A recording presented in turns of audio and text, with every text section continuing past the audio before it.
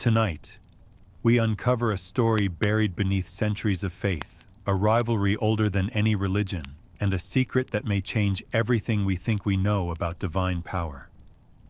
They say the walls of Rome hold every secret, but some are buried far deeper, tucked beneath frescoes and candlelight, whispered through the centuries by men who spoke more to the heavens than to each other.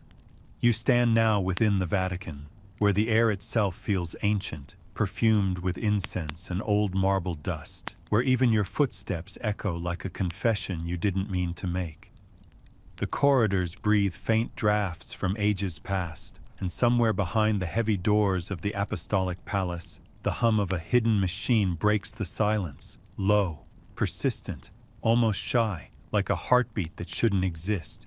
You probably won't survive this, but before you get comfortable, take a moment to like the video and subscribe, but only if you genuinely enjoy what I do here. Tell me where in the world you're watching from and what time it is there right now. Now, dim the lights, maybe turn on a fan for that soft background hum, and let's ease into tonight's journey together, because inside this labyrinth of marble and faith, someone once claimed to have heard a voice from another world, and that someone wore the ring of St. Peter. You walk past the Swiss guards, their halberds glinting in the dim light, and you can't help noticing how the Vatican at night feels less like a holy city and more like a nervous organism. Every archway is a vein, every statue an organ storing memory. The Pope's private library lies beyond a corridor so quiet that you can hear the sigh of ancient paper breathing in the dark.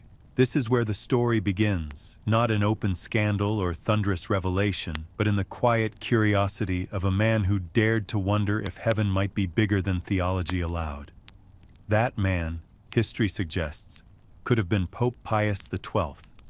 Yes, the same one who reigned during the war, the one historians still debate for his silence and his visions. The mainstream fact, if you want something firm to hold on to in this fog of incense and speculation, is that the Vatican Observatory really does exist. It's one of the oldest astronomical institutions in the world, officially founded in 1891, and its telescopes once peered at the cosmos from the very heart of Rome before pollution pushed them out to Castel Gandolfo. That's not conspiracy, that's just Catholic astronomy, a charming contradiction if you think about it. The church that once condemned Galileo, now cataloging galaxies with Jesuit precision. But there's another layer, always another layer, because in certain Jesuit circles, especially among those assigned to the observatory, whispers persisted of something they could neither publish nor explain. One of the priests, whose journals were quietly filed away under speculative theology, recorded hearing a sound that resembled a human voice coming through cosmic static. A frequency too structured to be random, too symmetrical to dismiss. The fringe tidbit, the one that makes you raise an eyebrow even while you know it shouldn't, claims that this frequency matched an earlier radio anomaly picked up near the Vatican's own radio station in the 1930s, a time when the Pope was rumored to have held private discussions about celestial intelligences. Of course, historians roll their eyes, theologians sigh, and astrophysicists shrug, but you know how these things go. Every institution that guards divine truth must wrestle with the possibility of finding it somewhere else. You move deeper into the corridors, past oil portraits of solemn men whose eyes follow you as if they know what you're thinking. That maybe the angels of old were simply described with the language of their time, that a chariot of fire might have been something entirely different if witnessed today through the lens of technology. That's the open scholarly debate phrase, the ancient astronaut hypothesis, the one academics politely avoid at conferences but secretly Google after wine. Whether Ezekiel's wheels in the sky were metaphors or machinery remains, as they say, an open question, and one that the Vatican archives have never conclusively addressed. You can almost hear Ezekiel himself whispering across time, describing wheels within wheels that glowed like polished metal, and you wonder if the same sound that brushed against those Jesuit ears was once mistaken for the flutter of wings. Somewhere outside, a bell tolls midnight, its echo rolling through Rome like a slow pulse. The moonlight paints the cobblestones silver, and you feel as though the entire city has tilted slightly upward, toward the stars, toward that same horizon the astronomers of the church keep staring into, pretending they're only counting craters. You pause beside a fountain shaped like a shell, the water reflecting the pale face of St. Peter's dome. For a fleeting moment, it looks less like a church and more like an observatory, a single massive eye staring into eternity.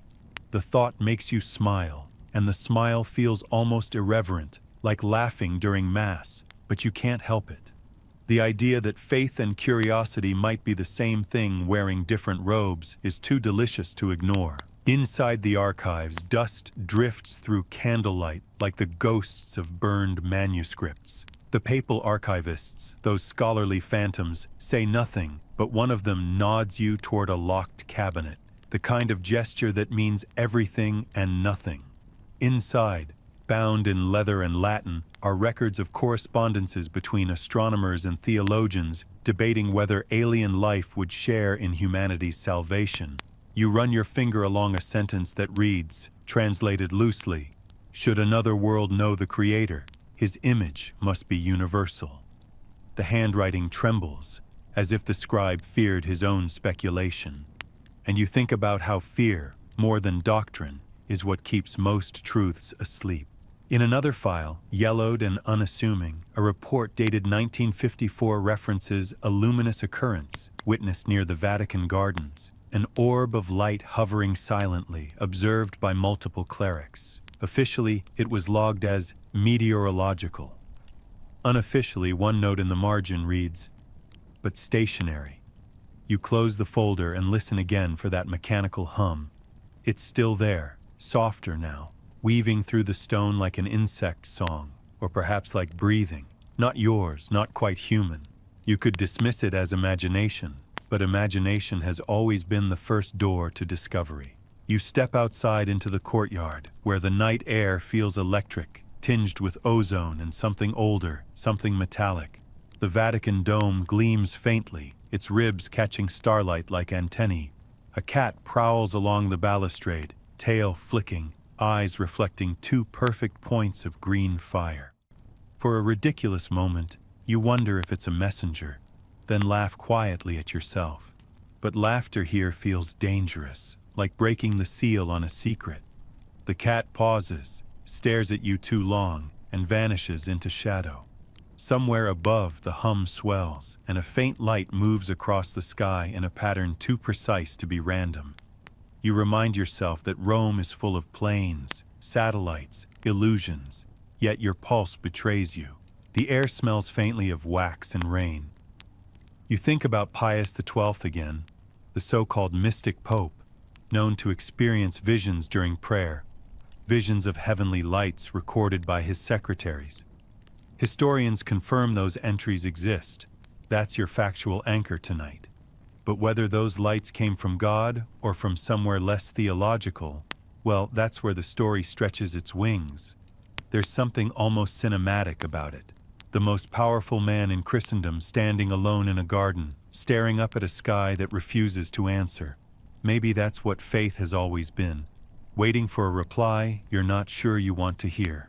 A sudden gust ripples through the cypress trees, carrying a faint whisper that sounds like your own name. The rational part of you, that small bureaucrat of the mind, stamps it as coincidence. But another part, the part that's awake at this hour, listening to YouTube in the dark, knows better. The whisper feels like a beginning, and so, under the watchful gaze of statues and saints, you tilt your head toward the stars and imagine for a moment that someone, somewhere, is looking back. The hum fades into silence. A clock chimes once, then stops. You exhale, long and slow, as if you've been holding your breath for centuries. Rome sleeps, the Vatican breathes, and in the shadows beneath the dome, something waits, not malevolent, not holy, just curious, as if the universe itself leans forward, eager to see how the story unfolds. You wake to the faint silver of dawn over the Vatican Gardens, the kind of light that doesn't so much arrive as politely ask permission to enter, and you realize that faith looks very different through glass. The dome's shadow stretches across the courtyard like a sundial for secrets, and beyond the city's edge, in the Alban Hills, sits a place the Church rarely discusses in detail: the Vatican Observatory, known officially as the Spicola Vaticana. Founded under Pope Leo XIII in 1891, it was meant to prove that religion and science were not divorced, but merely on a long, passive-aggressive honeymoon. That's the mainstream fact. Priests, in tailored cassocks and sensible shoes, mapping galaxies. But as you drive toward Castel Gandolfo, past olive groves still damp with dew, you feel a tug that has nothing to do with theology and everything to do with curiosity. They call this the telescope of God, though no one agrees which God it's actually looking for. The Jesuits who live here speak softly, laugh rarely, and write equations that look suspiciously like prayers. The observatory itself, high domed roofs, polished brass, the scent of ozone and old books, feels like a monastery built for the stars, where silence isn't just a rule, but a scientific instrument. You meet Father Matteo, whose beard looks like it's been trained by gravity itself. He leads you past a row of photographic plates, spirals of light etched on glass, and tells you in a voice soft as dust, "We watch creation watching itself." You try to smile like that sentence makes sense, but deep down, it does. The telescope sits at the end of a circular corridor, humming faintly as if dreaming in gears. It's a relic from a century ago, but it still works, still opens its great brass eyelid toward the sky every night to measure things you can't pronounce. "We study light," Father Matteo says, "but sometimes light studies us." You chuckle, thinking it's a joke. He doesn't. There's a moment, brief, electric, when you both look through the eyepiece, and the stars blur, not because of motion, but because something seems to move between them. He adjusts a dial, frowns, and mutters in Latin. You don't ask for a translation. You've learned that curiosity in the Vatican requires plausible deniability. Here's your fringe tidbit for the night. In 1998, one of the Jesuit astronomers at this very observatory publicly stated that if extraterrestrial life existed, it would still be part of God's creation, and baptizing an alien would be no different than baptizing a baby. The internet predictably lost its collective mind. The priest's name was Father José Gabriel Funes, an actual astronomer, actual cleric, and a man who once said, "God could have created intelligent beings elsewhere." He said it without irony, without hesitation, and the Vatican, instead of silencing him, simply nodded. It was the kind of quiet nod that says, "We already knew." The statement was filed under speculative theology, that wonderful Vatican phrase for truths we're not quite ready to deal with yet. If you think about it, the Church has always been good at time travel, managing eternity in chapters, editing Revelation like a living manuscript. The notion of alien baptism might sound absurd to you, but so did heliocentrism once, and look how that turned out. You wander outside, blinking into the sunlight, feeling oddly small and briefly comforted by it. Around you, the observatory gardens hum with bees and the low whir of hidden electronics. The Jesuits like to pretend their equipment is purely academic, but there's a strange double antenna pointing at the sky. It's dish-weathered but polished, and you swear it shifts slightly as you walk past, like a sunflower following light. Communication array, Father Matteo explains, though his tone suggests he's reciting from a script. The debate phrase of this section, the one scholars still wrestle with in polite Latin footnotes, is whether the Spicola Vaticana once collaborated with SETI in the 1970s, during that brief cultural moment when everyone thought the universe might actually answer our calls. Officially, the Vatican denies it. Unofficially, several astronomers have hinted that data was shared in the interest of cosmic harmony. You try to imagine the Vatican faxing God a copy of the WOW signal. It's funny until you remember that if any institution on Earth could frame a handshake with aliens as a liturgical event, it would be this one. The telescope itself creaks as you climb the spiral stairs. The dome opens with the slow sigh of old machinery, and the morning sky rolls in, deep blue, too bright, too vast. For a moment, you understand what those early monks must have felt copying stars into manuscripts by candlelight. Awe laced with terror. Awe because the heavens are infinite. Terror because infinity doesn't need you. You place your hand on the telescope's brass housing, still warm from the night's vigil, and think about all the eyes that have stared through it. Popes, priests, pilgrims, skeptics, each hoping to find something that would make faith feel more like evidence and less like endurance. You hear a click behind you, the old observatory clock marking a second that will never repeat. Somewhere below, the Vatican's radio tower hums again, a low, familiar tone, like the one you heard the night before.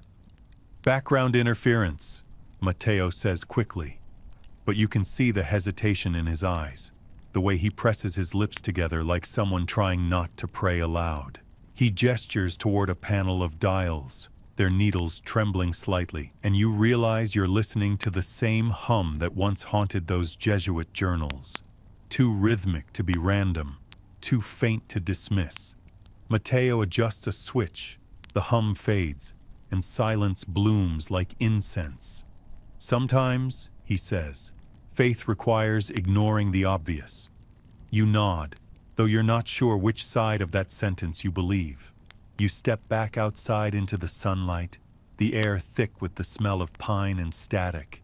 Below the hill, Rome glitters faintly, unaware that its holy city hides astronomers who might already have heard the universe whisper back.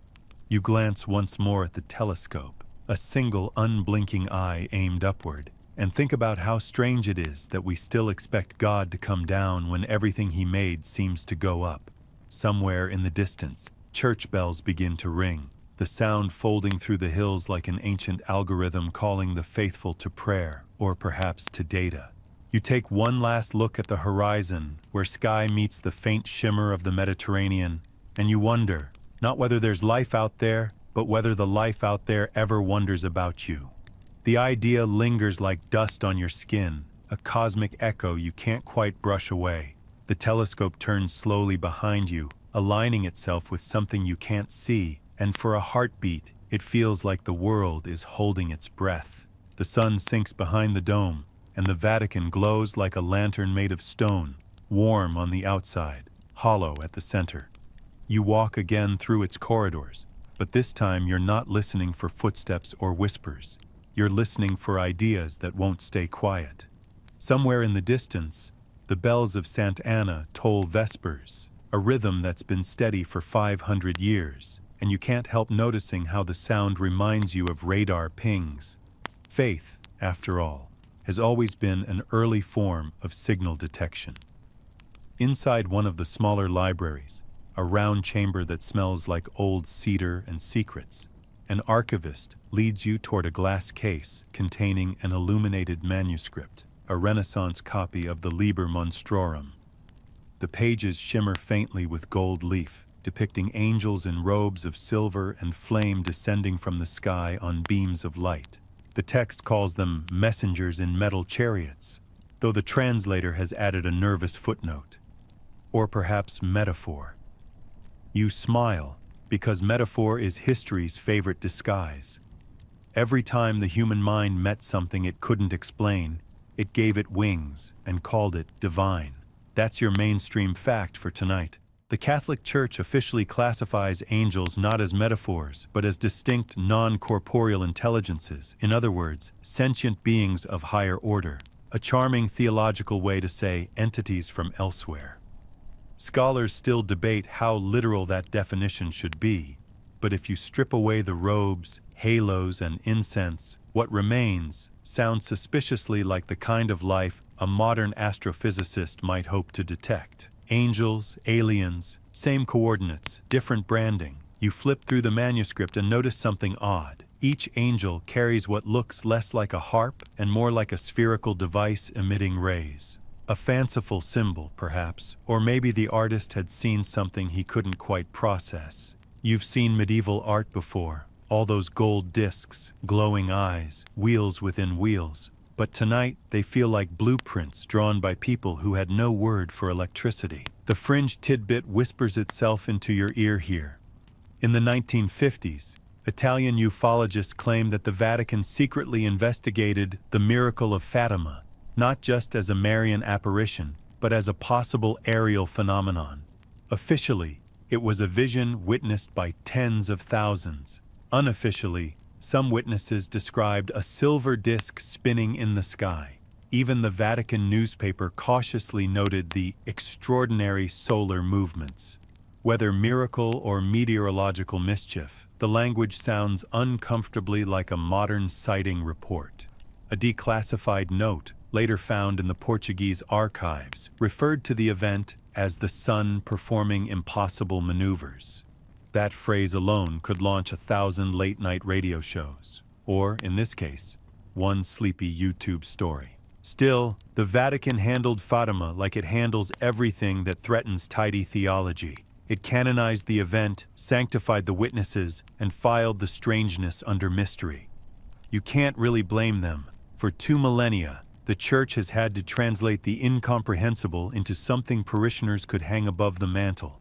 Angels are comforting, aliens are not.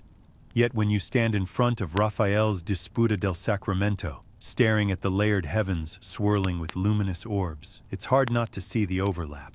Art historians call it allegory. Conspiracy theorists call it disclosure. You, stuck in between, just call it beautiful. The scholarly debate phrase of this section comes from the Jesuit thinker and scientist Athanasius Kircher, who wrote in the 17th century that the heavens teem with infinite worlds, and the Creator's glory extends beyond our sight. Some theologians cite him as evidence of early cosmic pluralism. Others say he spoke metaphorically, that his worlds meant philosophical realms, not literal planets. But Kircher's diagrams, filled with geometric spirals and suns orbiting other suns, look less like metaphysics and more like astronomy with training wheels. The Church later declared such ideas speculative but not heretical, which is bureaucratic Latin for, let's not talk about this at dinner. You move through the gallery halls now, where saints and angels hover in oil and tempera. A few of them, St. Francis, St. John, seem to gaze not toward heaven but outward, past the painted clouds, as if watching something approach. Their eyes are wide with that strange blend of awe and fear humans reserve for both revelation and first contact. The marble floors echo faintly, like footsteps behind you, but when you turn, no one's there, just your reflection in a pane of glass, layered over the face of a gilded cherub. You catch yourself wondering what an angel would think if it met you. Tired, skeptical, holding a smartphone that's probably more advanced than half the miracles recorded in Scripture. You remember Father Matteo's words, "Sometimes light studies us." The phrase loops in your mind as you step outside again. The evening air feels charged, the sky smeared with violet. Overhead, a faint line of light drifts silently, maybe a satellite, maybe something else. You find yourself doing what the old prophets did, interpreting light. It's an old human reflex. We've always looked up and filled the silence with stories. Maybe that's what angels were. The universe's way of making sure we didn't feel alone when it refused to speak. A group of tourists passes, their phones lifted toward the heavens, their screens glowing like miniature altars.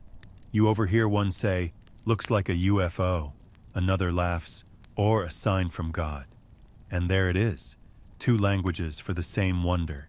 You can't help thinking that if the divine ever did choose to visit, the press release would still split humanity down that exact line. One side would pray, the other would tweet. Both would miss the point. You linger by the colonnade, where Bernini's statues stretch their stone arms toward an invisible horizon. The hum returns, low, pulsing, woven into the city's noise. You close your eyes, listening. It sounds almost melodic this time, as if matching the rhythm of your heartbeat. A faint voice, or maybe just imagination, murmurs a word you can't quite catch. For a moment, you think of Fatima again, of that spinning disk and the children who said they saw a lady bathed in light. Maybe she was. Maybe they just described her in the only language they knew. When you open your eyes, Rome has changed. The sky is darker now, stars blooming where city lights dare not reach. Somewhere beneath your feet, the archives sleep, shelves of papal letters, exorcism reports, astronomical logs, all stitched together by one quiet thread. The desire to understand what's out there without losing what's down here. You realize that's been humanity's problem since the first candle was lit in the first cave. We keep confusing illumination with explanation. A gust of wind sweeps through the courtyard, rattling the cypress leaves like pages turning in an invisible book. You tilt your head back and watch the stars wheel above the dome, and for the briefest heartbeat, they seem to move against logic, not twinkling, but flickering in unison, a pulse of code written in light. You blink, it's gone. You tell yourself it's nothing, though the word nothing has never sounded so unconvincing. You take a breath, exhale, and remind yourself of the bedtime rhythm. In, out, calm, curious. The Vatican is sleeping again, but you're not sure the sky ever does. Night returns like a confession whispered too softly to absolve anything, and once again you find yourself beneath the vault of the Vatican gardens, where even the shadows have manners. Tonight, the sky feels unusually alive, not twinkling so much as breathing, the kind of night where you half expect the stars to blink back. You follow a narrow path lit by amber lanterns, each one a small apology for the darkness. Ahead, the silhouette of Castel Gandolfo rises against the horizon, and you remember that behind its peaceful facade lies a mind of mirrors and mathematics, the Jesuit astronomers who've spent centuries translating the heavens into Latin footnotes. They call themselves the Specula Vaticana, the Vatican Observatory, but you can't help thinking of them as the quietest rebellion in history, priests armed with telescopes instead of swords. Inside, the observatory hums with the polite chaos of curiosity. Brass instruments gleam under lamplight, equations bloom across chalkboards like ivy, and the air smells faintly of ozone and espresso. You meet Father Ruiz, his collar crooked, his hands stained with graphite, and the kind of smile that suggests he knows things he shouldn't. We study creation, he says, and creation studies us back. He gestures to a series of star charts pinned to the wall, meticulous sketches of constellations, each annotated with notes in looping Italian. You lean closer and notice something unsettling, a cluster of faint marks circled in red, labeled pattern non-identificato. It repeats every 19 months, he says, voice low. But it isn't a satellite, and it isn't natural. You ask what it might be, he only shrugs. God's handwriting has many fonts. The mainstream fact for tonight anchors you in reality. The Jesuit order has produced some of the world's most respected astronomers. Angelo Secchi, a 19th century Jesuit priest, was the first to classify stars by their spectra, a system still used today. His work literally laid the groundwork for modern astrophysics. That's right, the same church that once questioned Galileo's telescope later birthed the science that names the stars. History, it seems, has a sense of humor. But if Father Secchi was the patron saint of empirical astronomy, his successors inherited something stranger. Within the Specula archives exists a document labeled Experimentum Aetheris, 1932, rumored to describe anomalous luminescence observed above the Tyrrhenian Sea. Historians cite it as an early study of atmospheric optics. The Jesuits, with that patient smile of theirs, simply call it phenomenon without confession. You watch as Father Ruiz adjusts the telescope. The dome opens with a slow, metallic sigh, revealing a sky so clear it looks polished. The instrument locks onto a sector of Orion, and you glimpse, through the eyepiece, the raw shimmer of the nebula, a place so far away it feels more like memory than matter. For a moment, you forget where you are. Then Ruiz speaks. When I was a student, I asked my mentor if angels could live on other planets. He said, only if they need gravity. You laugh softly, the sound swallowed by the hum of the machinery. He doesn't smile this time. We're not supposed to talk about certain things, he adds, but curiosity is older than obedience. Here's the fringe tidbit that keeps your pulse from settling. In 1957, during the height of the space race, the Vatican reportedly received telemetry data from an unidentified transmitter that coincided with a burst of radioactivity from orbit, weeks before Sputnik's official signal reached Rome. The Jesuits logged it as signal origin unknown, stored it in a lead box, and refused to discuss it further. Some say it was interference. Others, those who talk only after wine, suggest it was an answer, the same hum heard by Father Matteo years before. No one ever replayed the recording. The tape allegedly oxidized to silence, as if something didn't want to be heard twice. You ask Ruiz whether he believes in extraterrestrial life. He stares through the eyepiece, eyes reflecting starlight. Belief isn't required, he murmurs. Observation is enough. He hands you the telescope, and for a heartbeat, you swear the nebula pulses. Not a trick of focus, but a rhythm, deliberate, beckoning. It feels almost like breath. You blink, and it's gone, replaced by the endless glitter of space. We catalog, Ruiz says quietly, but sometimes the heavens catalog us. You wonder if he's joking. He isn't. The open scholarly debate phrase of this section surfaces naturally here, pluralitas mundorum, the plurality of worlds. Medieval theologians argued for centuries whether God could create life elsewhere without diminishing humanity's divine uniqueness. St. Thomas Aquinas dismissed it as speculation. Others, like Nicholas of Cusa, embraced it, writing that the earth is not the center, but one star among many. Modern scholars still quarrel over whether this was metaphor or literal conviction. The Jesuits, pragmatic as ever, sidestep the argument by collecting data. Yet every observation they make feels like a quiet heresy, a confession whispered through a telescope. Midnight deepens. Outside, the cypress trees sway against a sky bleeding into indigo.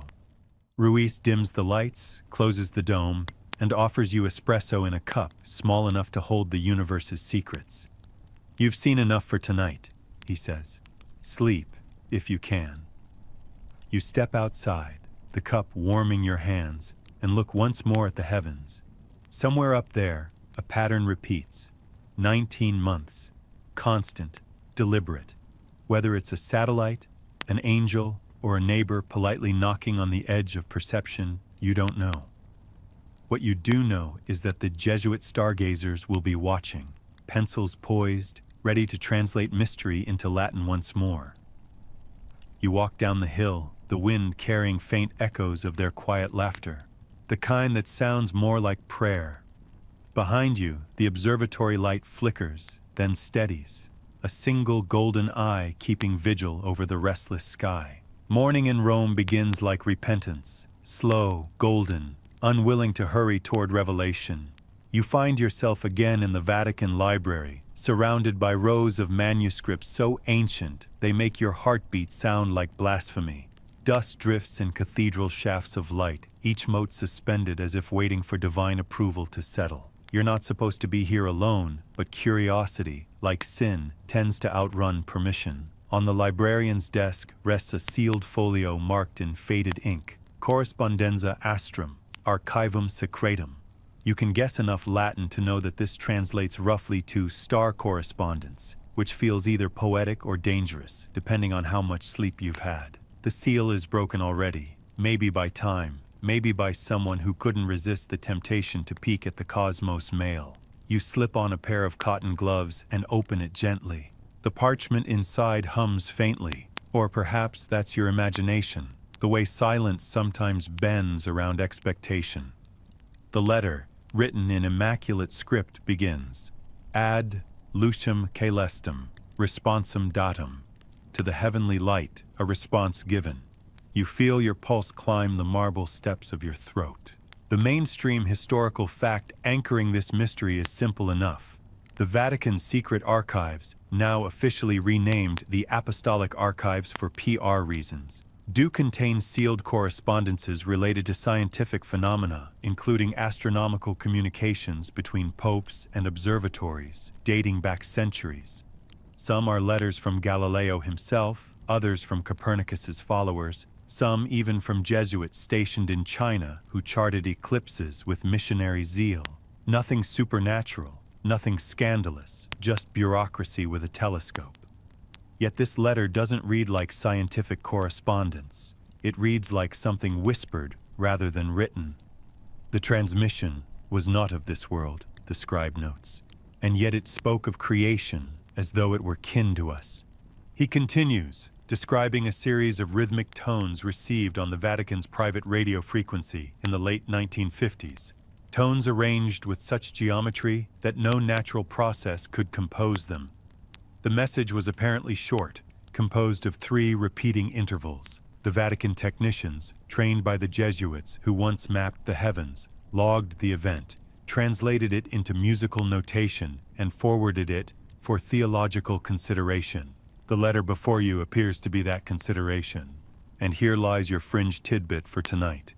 Rumor among certain radio archivists claims that in 1961, Pope John XXIII privately told his secretary, "The universe is more crowded than we admit." The same secretary, Loris Capovilla, later hinted in an interview that the Pope had an encounter in the gardens with a luminous visitor. When pressed, he refused to elaborate, citing the Pope's wish for discretion. To this day, believers call it the Vatican contact. Skeptics roll their eyes. Scholars write careful footnotes that say everything except maybe. But between 1959 and 1962, Vatican radio did experience a series of unexplained electromagnetic disturbances, which technicians blamed on unusual solar conditions. Conveniently, those same years overlap with John XXIII's mystical reputation, the good Pope, who spoke often about universal fraternity, about God's children beyond the stars. If the man ever received a letter from the cosmos, you suspect he wouldn't have panicked. He would have prayed. You read on. The document's author writes in a tone that's both terrified and awed. The tones, when slowed by 1/3, form the melody of a Gregorian chant, unknown to any composer in our records. The phrase repeats like a heartbeat, non humana, sed benevola, not human, but kind. The archivist, whoever he was, describes the Pope listening to the playback in his private chambers. He closed his eyes, the letter says, and whispered, "If this is creation speaking, then we have never truly heard Mass."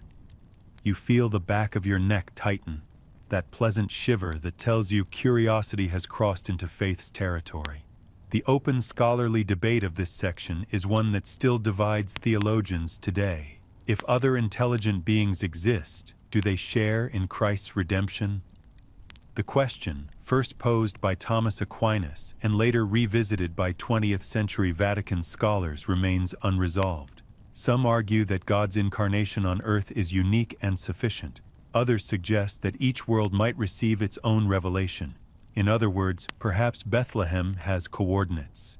The Jesuit astronomer Guy Consolmagno, a real figure, current director of the Vatican Observatory, once said, "Any alien we meet is our brother in Christ, even if he doesn't look it." Philosophers find the statement beautiful. Theologians find it inconvenient. You, standing in this library, find it thrilling. It means that even the Church quietly prepares for the possibility of an alien gospel, written not in Latin, but in light. You lift the page to the light, and an invisible watermark appears, a small circle enclosing a cross surrounded by stars.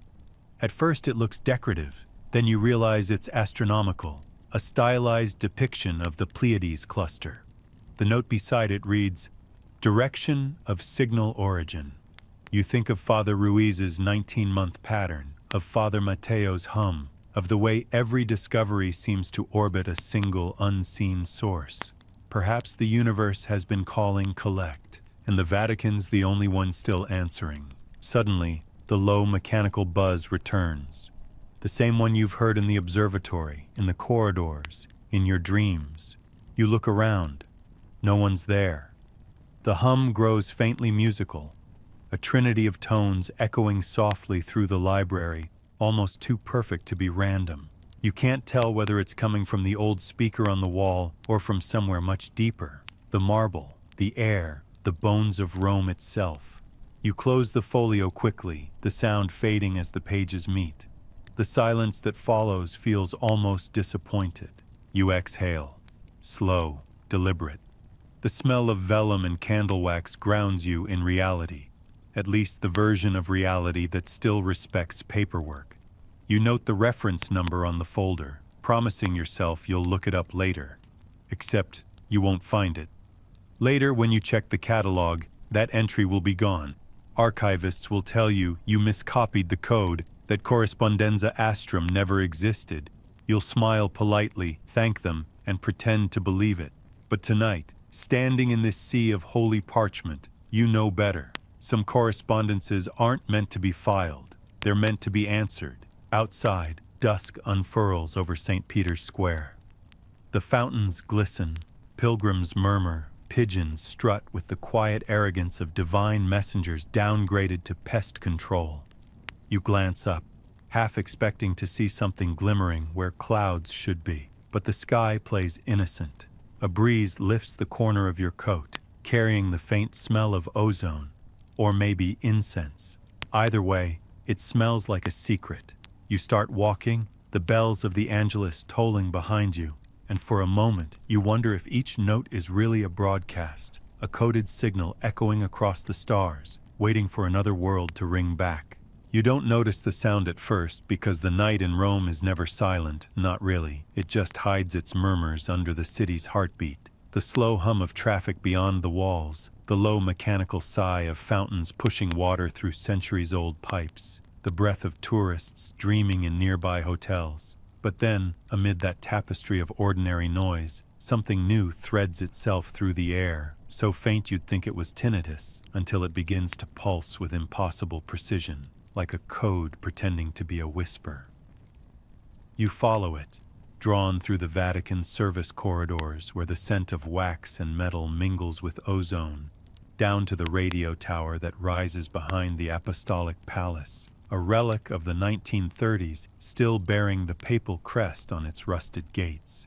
The technicians have gone home. The red indicator light blinks lazily in the dark, and the door, always locked, is ajar tonight.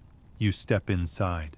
The control room smells of dust and electricity, that sharp metallic tang you taste more than smell. And on the console, an old reel-to-reel recorder turns by itself, spools empty, tape hissing softly like a snake asleep in its coil. The microphone light glows green. Someone, or something, is still transmitting. The mainstream fact grounding you here is simple. Vatican Radio is real, founded by Guglielmo Marconi himself under Pope Pius XI in 1931, the same Marconi who sent the first wireless signals across the Atlantic. What most people forget is that Marconi once claimed he could detect voices from beyond the grave, or beyond something, and that he conducted his final experiments in Italy not long before the tower here went live. History calls it early radio interference. The Jesuits called it voci senza corpo, voices without bodies. You can still read the term in the maintenance logs if you know which year to look for. Tonight, those voices seem to have come back for an encore. You slide on the heavy headphones hanging from a hook. At first, nothing, just the static ocean of cosmic background noise, the hiss of creation's leftover breath. Then it happens. A tone, low, deliberate, almost human in its rhythm. 3 pulses, a pause, 3 again, a longer pause. Then a rising sweep that makes your scalp tighten as if sound itself had grown fingers. It isn't Morse code, not music, but it feels intentional, the way a heartbeat feels intentional even when you're asleep. A second channel crackles alive on the monitor beside you, spitting out a thin line of green on black glass, an oscilloscope heartbeat dancing to the same rhythm you hear. You write it down because that's what humans do when they meet the unknown. We take notes, as if documentation could protect us. The fringe tidbit that sneaks in here is one whispered among radio hobbyists. In 1952, several shortwave operators across Europe picked up a signal they called the Vatican Echo, a transmission that repeated 3 Latin words, lux, veritas, vox, light, truth, voice.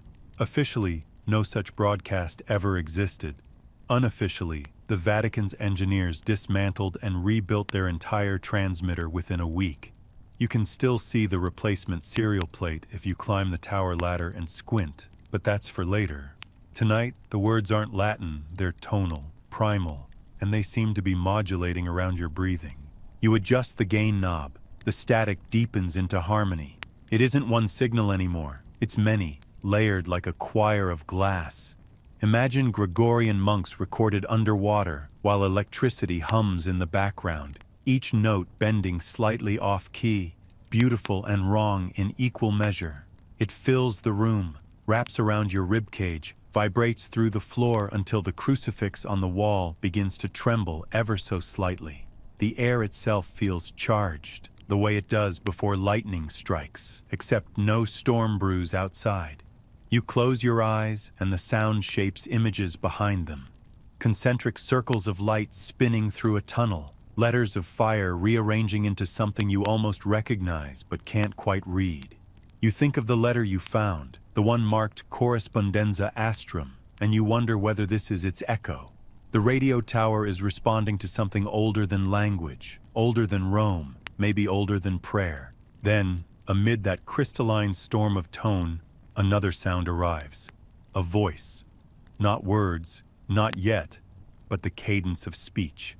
It rises and falls like someone learning to imitate humanity, as though trying on syllables for size.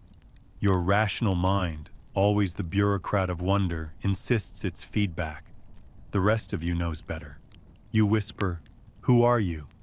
Because apparently your survival instinct took the night off. The static pauses, just for a breath, and replies with a burst of 3 tones ascending. Acknowledgement, not comprehension. You laugh nervously, realizing you've just invented the world's most heretical prayer. The scholarly debate this time concerns the theology of reception, whether divine revelation requires an authorized messenger or whether truth can arrive through any medium, even electromagnetic waves. Modern theologians frame it as metaphor, but the Jesuit scientists here never quite close that file. They argued quietly that if God speaks through nature and radio is part of nature, then perhaps static is simply unprocessed revelation.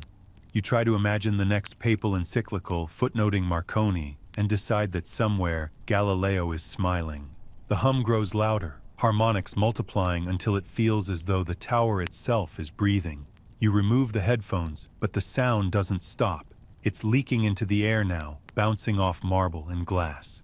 The lights flicker once, twice, then stabilize in a dim amber glow. In the corner of the room, the old speaker crackles. Through it, faint but distinct, comes a voice speaking Italian, then Latin, then something else. An unfamiliar phonetic rhythm that slides between frequencies like water-seeking cracks. You recognize one repeated fragment, ad lucem, to the light. The same phrase from the letter, "You should run." Instead, you reach for the recorder and press record, because history has a cruel sense of curiosity. The reels spin, capturing not just sound, but atmosphere, the electromagnetic weather of revelation. Outside the window, lightning flashes without thunder. For a heartbeat, the sky above St. Peter's is illuminated, and you swear you see streaks, no, structures, thin columns of blue light descending, hovering, vanishing, then darkness again. The radio bursts into a harmony so rich it almost feels orchestral, yet no human composition could sustain it. The intervals are mathematically perfect, too pure for our instruments. It isn't chaos. It's order from somewhere beyond our tuning range. You remember Father Ruiz's line, "We catalog, but sometimes the heavens catalog us." Perhaps this is your entry in that ledger. You start to feel the vibration in your bones, low and resonant, like standing inside a church organ mid-note. Every molecule seems to vibrate in sympathy, and you wonder whether sound itself might be the oldest language of creation. Maybe Genesis wasn't a sentence, but a frequency, and every prophet since has been trying to translate the same waveform. You whisper another question, "Why now?" The reply is a single descending tone that makes your stomach drop, as if gravity just tilted. Then silence. true silence, the kind that hurts because it's so complete. The instruments stop humming, the light steadies, the reel-to-reel halts. The crucifix on the wall swings once and settles. You stand there, absurdly aware of your heartbeat, the small biological drum still trying to keep tempo with eternity. You rewind the tape a few seconds, press play, nothing but white hiss. Whatever spoke to you refused to be recorded, or perhaps refused to repeat itself. For a moment, you feel foolish, like a child caught pretending to pray. But then the console lights blink 3 times, short, long, and you realize the machine itself is acknowledging you. That's when fear finally arrives, not the cinematic kind, but the quiet adult variety that whispers, you might have heard something you can't unhear. You pull the plug from the wall, the lights die.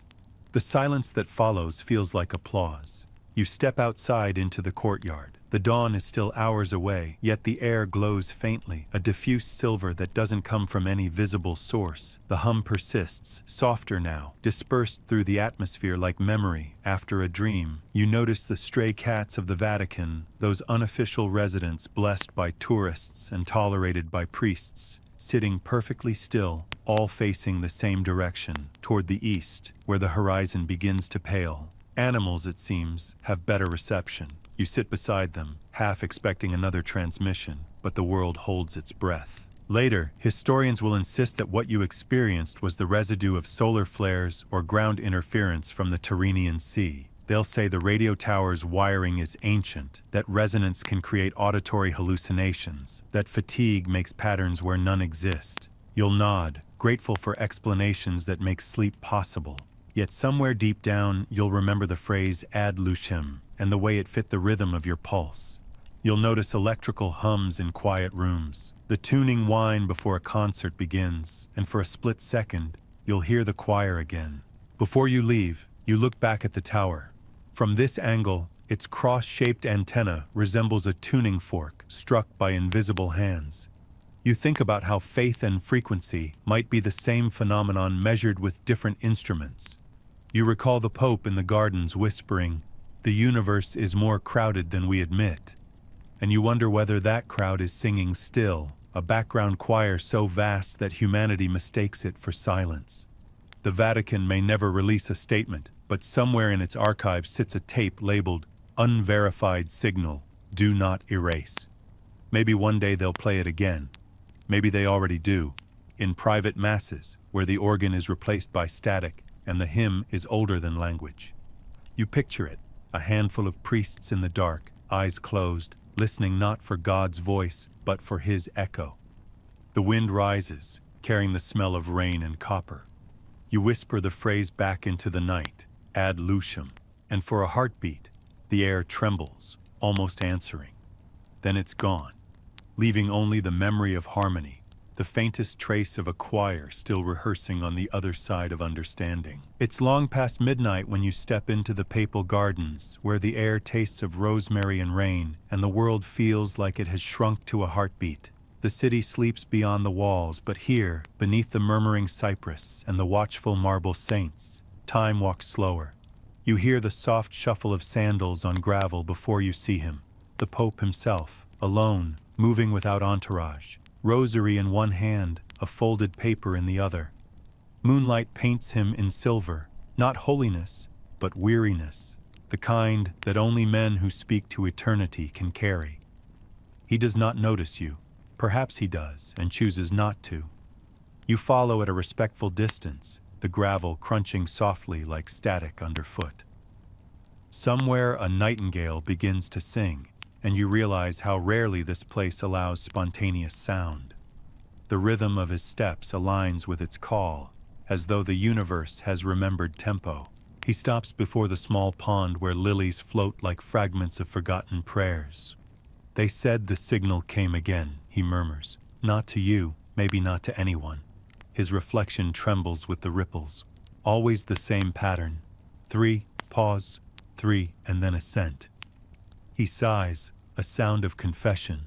The letter in his hand, creased, smudged, bears the seal of the Spicola Vaticana. "They think it's a reply," he says quietly, "but they don't know whose question it answers."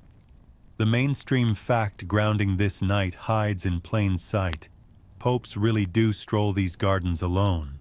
John the 23rd preferred midnight walks. John Paul II jogged here at dawn. Benedict read astronomy briefings from Castel Gandolfo while pacing the same path. Faith and physics share more footsteps than most will admit. Yet tonight's walk carries the gravity of something unscheduled, the way a priest might slip into a church after hours to argue with God. The Pope kneels by the bench where Marconi once tested early radio antennas. The marble still hums faintly, as if memory has its own voltage. He places the letter on the stone and whispers a prayer, not from the missal, but from the heart's emergency manual. Domine, si vox tua est, iterum loquere. Lord, if it is your voice, speak again. Nothing answers but the wind threading through olive branches. Still, he keeps listening, because belief, at its core, is patience weaponized. You realize this scene will never be recorded. Cameras are forbidden here, and even if they weren't, no lens could translate the shimmer of awe wrapped around solitude. The fringe tidbit that flutters through rumor: a Vatican gardener once claimed he saw a ball of gentle fire hover above these very trees in 1962 while the Pope prayed. The official report labeled it atmospheric anomaly. Unofficially, a Jesuit physicist requested soil samples that disappeared within a week. Some nights, they say, the grass glows faintly where it landed. Tonight, the Pope's white cassock catches the moonlight in precisely that patch, and for a moment, he seems less man than beacon. He stands, sighs again, and you catch fragments of his whisper. Creation is restless. He turns toward the small observatory dome hidden behind the hedge, unlocks it himself, and steps inside. You follow, because you've abandoned the pretense of disbelief. The telescope within waits like a loyal dog, already aligned to the coordinates from the previous transmissions. The Pope peers through, adjusts the focus, and whatever he sees makes him smile. A small, incredulous smile that collapses centuries of dogma into one very human expression of wonder. So distant, he murmurs, and yet it sings the same hymn. You edge closer. Through the eyepiece, you glimpse a faint flicker, rhythmic, pulsing like a candle seen through water. It repeats every 19 months, he says, quoting Father Ruiz without naming him. Even God seems to enjoy symmetry. He steps back, removes a tiny recorder from his pocket, and presses it against the telescope's frame. A soft hum fills the dome, the same triadic pattern that haunted the radio tower. He listens, nods once, then crosses himself, not out of fear, but gratitude. If this is deception, he says, it is the most beautiful one heaven ever allowed. You realize you're watching faith evolve in real time. Not destroyed by evidence, but illuminated by it, as if the universe has finally decided to answer in a dialect older than Latin. Then, the scholarly debate woven through this moment, the nature of revelation. Does God still speak, or did he sign off after dictating scripture? Theologians argue endlessly, continuing revelation versus closed canon. The Pope, standing beneath a sky streaked with divine equations, seems to settle the matter simply by listening. Revelation, he would later write in a private note you'll never see, is not speech, but resonance, the echo of creation recognizing itself. Maybe that's what the choir of static always was. The cosmos, humming amen to its own existence. Outside, dawn leaks into the horizon, brushing the dome with rose light. The Pope exits the observatory, face softer now, eyes carrying both exhaustion and serenity. He looks upward once more and says quietly, whoever they are, they too are loved.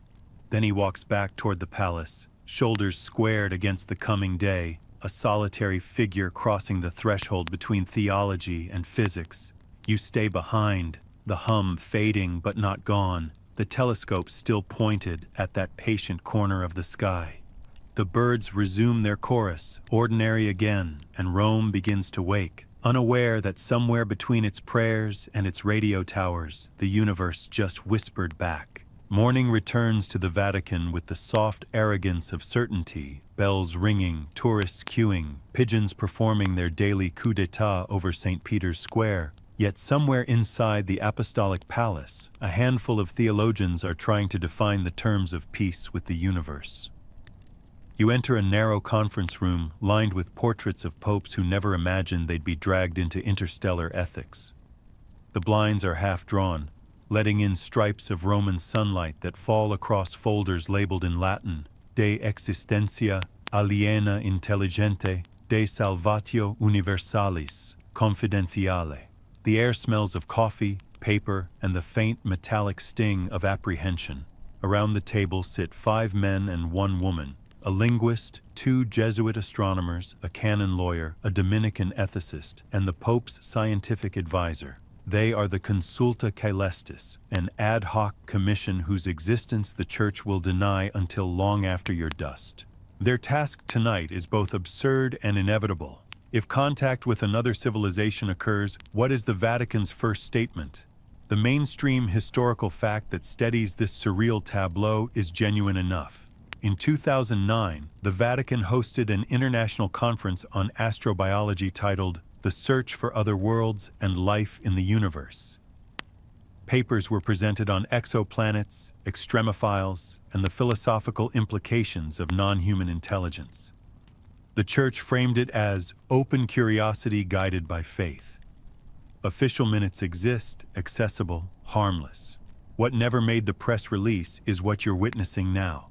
A private continuation of that conversation, unrecorded, unnumbered, carried out in whispers between espresso refills. Father Ruiz begins, his glasses reflecting the projector's glow. If we are not alone, he says, then evangelization becomes diplomacy. He clicks to a slide showing concentric circles, Earth, the Moon, Mars, an empty ellipse beyond. Our message cannot begin with guilt or glory. It must begin with recognition. The canon lawyer clears his throat. Recognition implies equality, he says, tone cautious as incense. Equality implies soul. The Dominican counters, if they reason, they already mirror the divine image. The debate moves in circles, elegant as planetary motion, each orbit around the same gravitational question. What does salvation mean when the choir gains new voices? You drift toward the window, half listening, half lost in the view of the city. Rome glows in late morning haze, ancient and indifferent. Somewhere below, street vendors sell rosaries under counterfeit constellations. The fringe tidbit of the day. During the 1970s, NASA quietly consulted a Jesuit linguist, Father Lino Corsi, about constructing a nonverbal communication template for hypothetical encounters. He suggested using harmonic ratios drawn from Gregorian chant, arguing that music predates grammar. The file surfaced briefly in 2011 under declassified correspondence. The Vatican never confirmed it, but someone in this room just mentioned melody as a possible universal syntax. Coincidence rarely feels this rehearsed. The Pope enters without ceremony. The room rises as if gravity suddenly remembered itself. He gestures them down, carrying in his hand a small recorder, the same one from his midnight walk. I've brought proof of patience, he says. He presses play. The room fills with that familiar trinity of tones, gentle, undeniable. No one speaks. Even theologians run out of words when faced with music from the edge of comprehension. We cannot say what it is, the Pope continues, but we can choose how to respond. He looks directly at you, perhaps because you are the only one here without a title, the accidental witness. Every covenant begins with listening.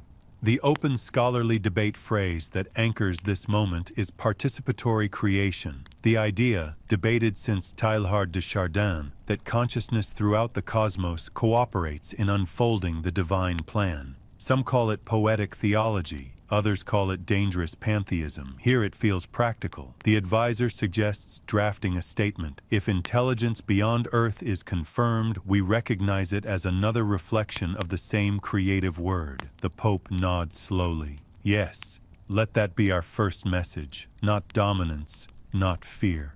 The linguist adds, Then we must also learn to hear their reply without translating it into ourselves. The room falls silent again. Translation has always been the original sin of meaning. Outside, thunder rumbles faintly, though the forecast swore clear skies. The Pope glances toward the sound, half amused. Perhaps they are already in dialogue. A ripple of nervous laughter. Father Ruiz murmurs, "Maybe we should send music back." The Dominican raises an eyebrow. "A hymn?" "A scale," Ruiz says. "Something simple. Something we can all agree on." The woman, Professor Elena Bianchi, astrophysicist, leans forward. "Middle C," she says. "It's the frequency of heartbeats averaged across species." They all pause, considering how ridiculous and perfect that is. The Pope smiles. "Then let the heart answer the heart."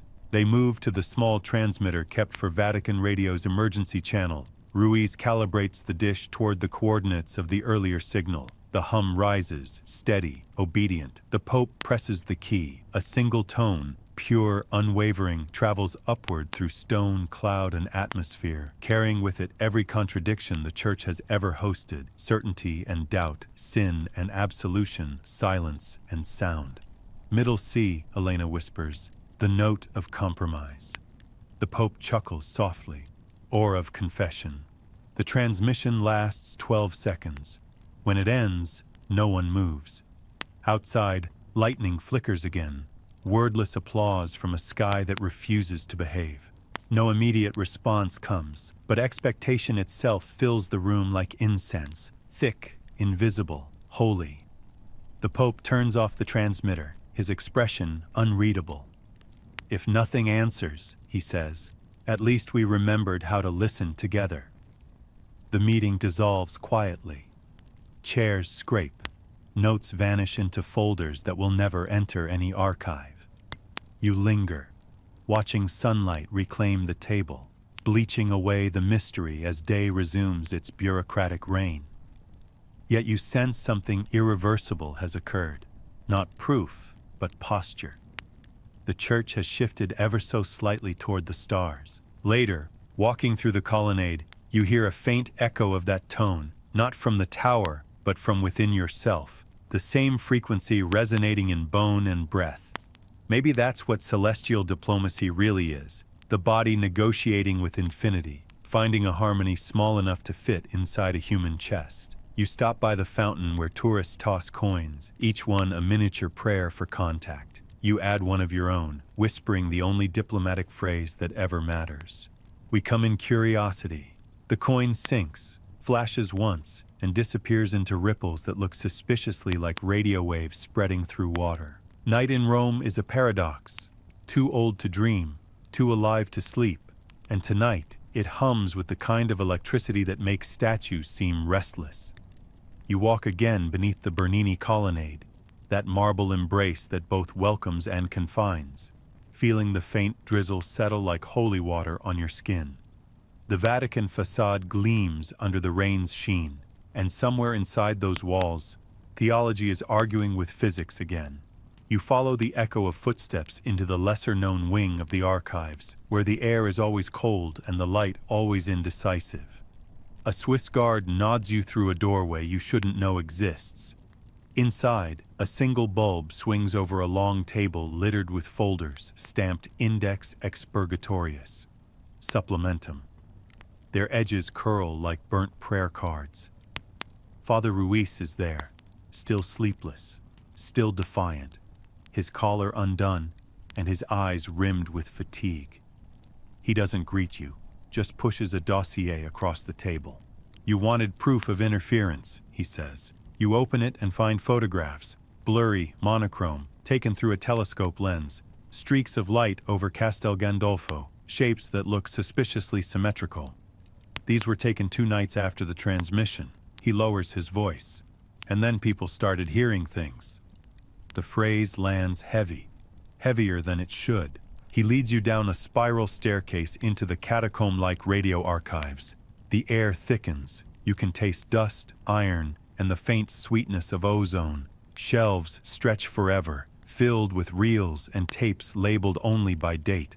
Ruiz selects one, 1958, Archivum Vocis 4, and threads it onto an ancient player.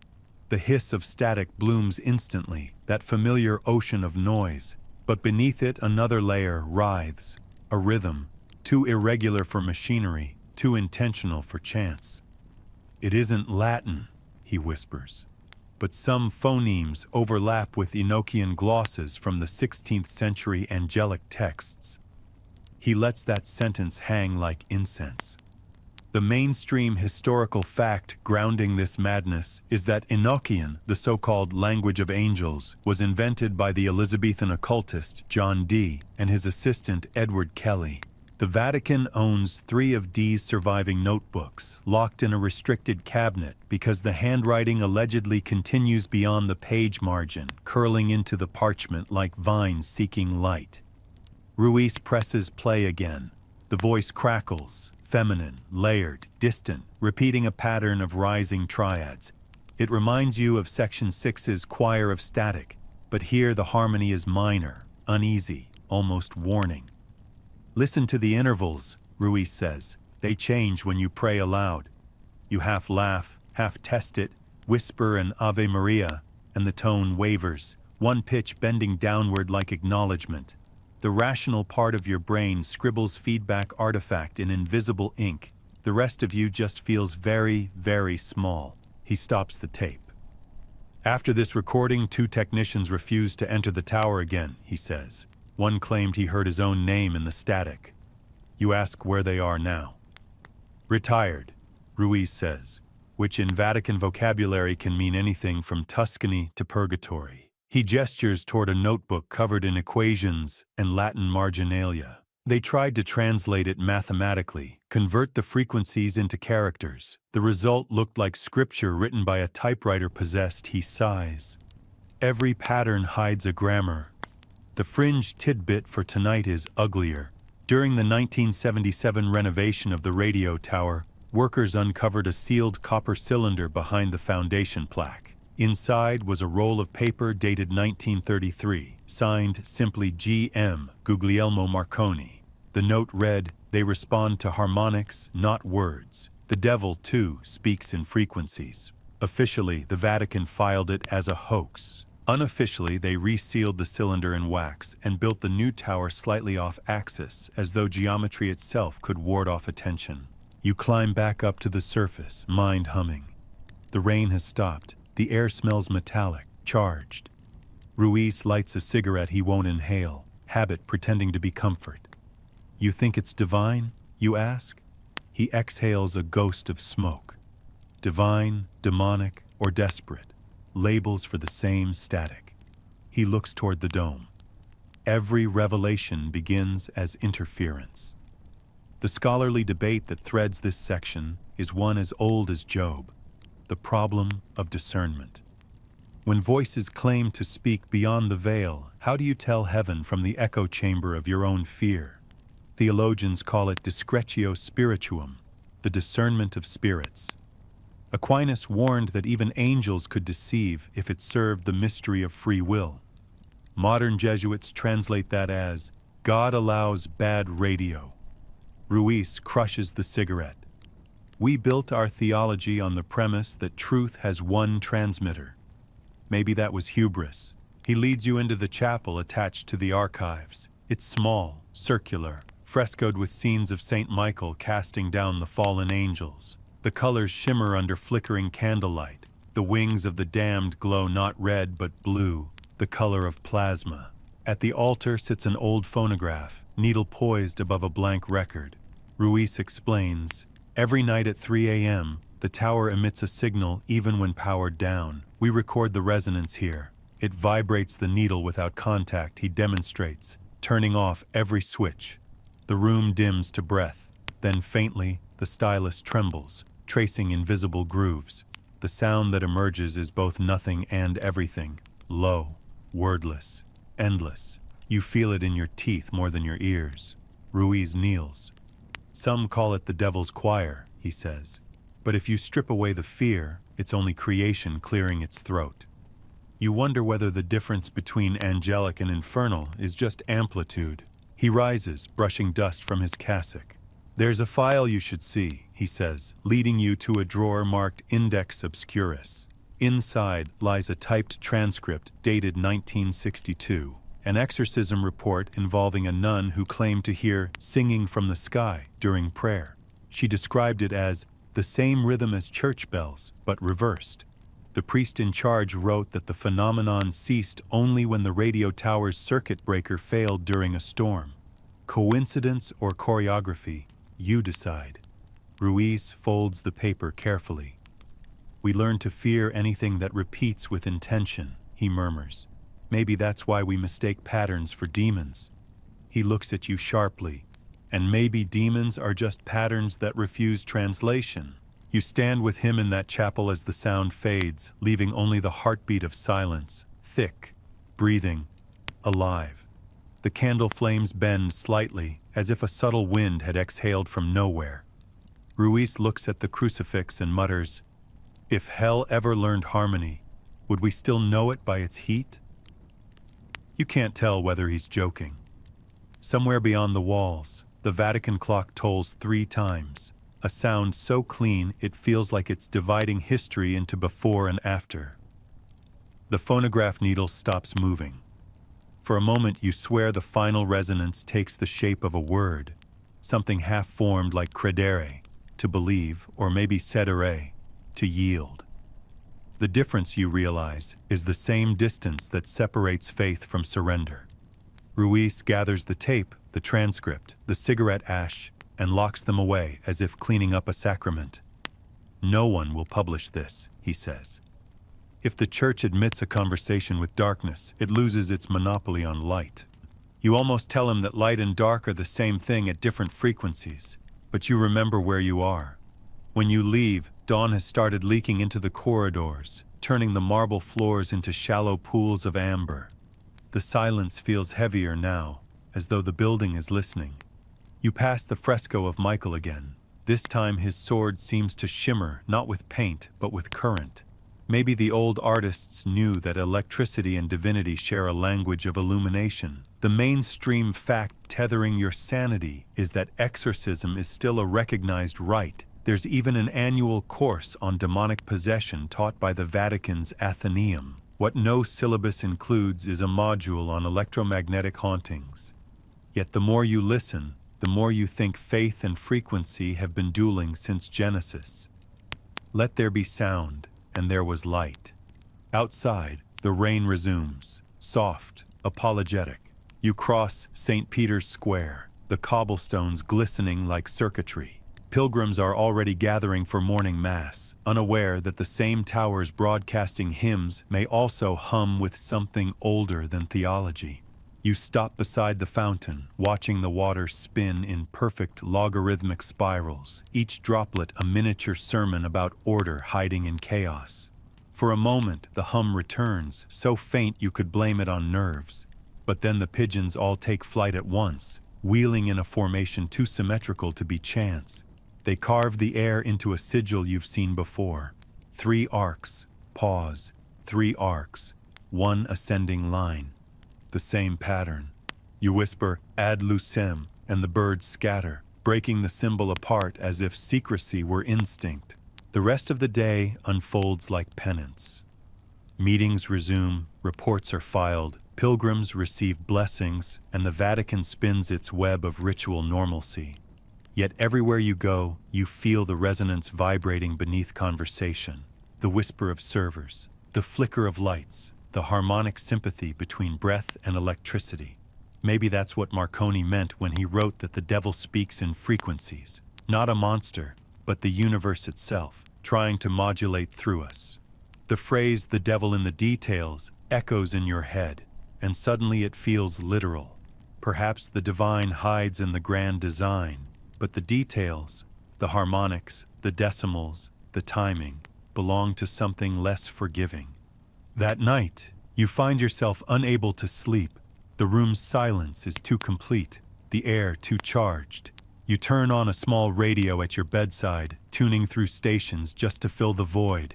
Classical, talk, static. Then, 3 tones, a pause, 3 tones again, followed by that slow, rising sweep. The signal follows you even here. You should turn it off. You don't. Instead, you let it play, the rhythm syncing with your pulse until it's impossible to tell whether the transmission comes from the tower or from inside you. You think of Ruiz, of the Pope's quiet faith, of the technicians who refuse to return, and you finally understand their silence. Revelation isn't always a light. It can also be a sound you can't unhear. You close your eyes, and in the darkness, the tones weave themselves into a melody faintly resembling a hymn. A memory surfaces, the nun's exorcism file, her description of bells reversed. You imagine heaven broadcasting backward, every prayer played in reverse order, ending not with Amen, but with the intake of breath before speech. Perhaps that's what the voice on the tapes really was. Not evil, not divine, just creation inhaling before the next command. The realization doesn't comfort you, but it steadies you. Maybe faith was never about answers, just about staying on frequency long enough to hear the next transmission.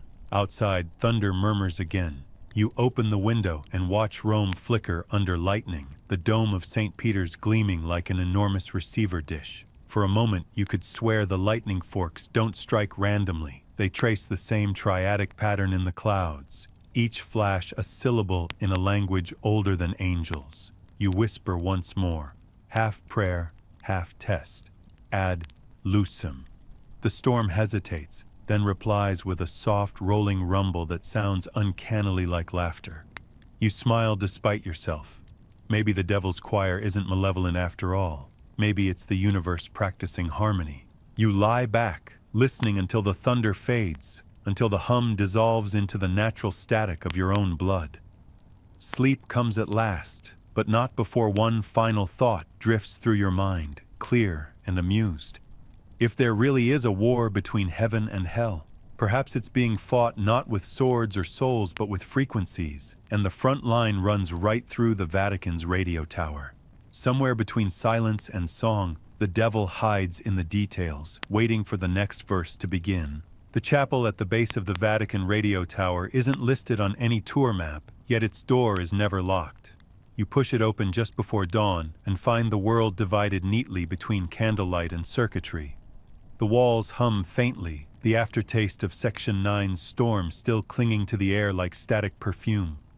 Inside, the confessional stands alone, a wooden booth carved with angels whose wings have been darkened by centuries of fingertips. Tonight, or perhaps always, it feels less like furniture and more like a receiver, a listening device tuned not to sin but to signal. The marble floor beneath you vibrates gently, a subsonic reminder that faith and frequency share the same infrastructure. You sit because standing feels irreverent and wait for the hum to choose a language. It begins as it always does. 3 tones, a pause, 3 again, the rising sweep. Somewhere above, the cross on the tower glows faintly, as if struck by an invisible current. You whisper ad lucem under your breath, and the sound folds inward, swallowing its echo. The mainstream fact grounding you tonight is that beneath the Vatican lies an entire complex of sealed vaults known as the necropolis. Tombs stacked beneath basilicas, rooms that have never seen sunlight. Among them is a chamber once used for acoustic experiments in the 1940s when Vatican engineers tried to measure reverberation time for Gregorian chant. The data exist, the chamber exists, and some claim the acoustics never decayed after the tests. A note sung there allegedly sustains for minutes without human breath. Ruiz calls it the cosmic confessional, a place where sound refuses to die. He invites you to see it now, and together you descend through the narrow stairway cut into living stone, torches mounted on iron brackets flickering like heartbeat monitors. The deeper you go, the more the noise of the world recedes until only the pulse of your own blood remains. At the bottom lies a door of blackened bronze carved with spirals. The symbol matches the pattern from the transmissions. Ruiz pushes it open. The chamber swallows you whole, vast, circular, its ceiling a dome of obsidian tiles polished to mirror finish. You can see yourselves reflected upside down above, twin constellations adrift in darkness. The air hums at a constant pitch that vibrates the sternum. Every sound made here, Ruiz says, is archived by the room itself. He drops a pebble. Instead of a click, you hear a bell. He laughs softly. Resonance transubstantiates noise into order. It's physics, pretending to be theology. You nod, though you feel more awe than comprehension. He sets up a portable recorder, the same model used in Section 6, and gestures for you to speak.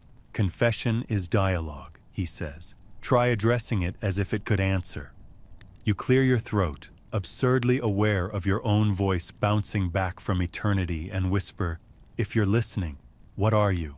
The chamber answers with a tone that slides upward, forming something dangerously close to harmony. Ruiz smiles without humor. There it is. Every time someone speaks honestly, the frequency shifts. The fringe tidbit of this descent is almost unbelievable, yet documented in footnotes no tourist will ever read. In 1949, Jesuit acoustician Paolo Lamberti recorded an unexplained resonance at 432 Hz, the same frequency later adopted by certain esoteric musicians as the natural tuning aligned with cosmic vibration. The Church never endorsed the idea, but it never refuted it either. The data sheet is filed under Experimentum Harmonicum 2, stamped ad probandum postea, to be tested later. You suspect tonight is later. Ruiz hums the 432 Hz note softly. The chamber responds instantly, layering over his tone with one slightly higher, a major third, warm and almost maternal. "See?" he says. Call and response. He looks up toward the mirrored ceiling. Every confession needs an absolution. You start asking questions you didn't know you had. Does the voice come from God? From space? From the architecture itself? Ruiz doesn't answer directly. Maybe creation left its own conscience running, he says. A feedback loop between matter and meaning. He kneels, draws a circle in the dust, and places the recorder at its center. The light from the torch trembles, as though the darkness were breathing faster. The tone deepens until it's felt rather than heard, the pitch low enough to make your ribs ache. The oscillations create ripples on the floor dust, forming concentric rings that move outward until they reach the walls, climb them, and appear in the mirrored dome above. The reflection multiplies into infinity. For a brief, disorienting moment, you see what looks like script written in those ripples, letters of light arranging themselves into sequences you almost recognize. Latin, maybe, or mathematics. The chamber itself is transcribing your confession. Ruiz whispers, "Don't stop speaking." So you keep talking. About doubt, about curiosity, about the fear that the universe might be nothing but echo. The room listens like a patient deity, answering each sentence with a tone slightly altered, a musical absolution too precise to be coincidence. The air thickens until every breath feels like inhaling sound. You can taste the vibration now, metallic, electric, a note turned into atmosphere. Ruiz looks entranced, eyes reflecting the mirrored dome as if he were staring straight into the engine of creation. The floor's ripples begin to shimmer with faint light, forming what looks like liquid geometry. Triangles sliding into circles, circles dissolving into spirals, all orbiting that same trinity of rhythm you've heard since the first night. 3, pause, 3, ascent. It's indexing us, Ruiz says quietly, recording what it means to be human. His voice trembles, and you can't tell if it's awe or terror. You glance at the recorder. Its tape spins backward, though the motor is still. Somewhere behind the hum, voices begin to layer again, whispering in chords. This time they sound closer, distinct yet intertwined, neither male nor female. The words are untranslatable but carry the cadence of liturgy, like mass in an alien cathedral.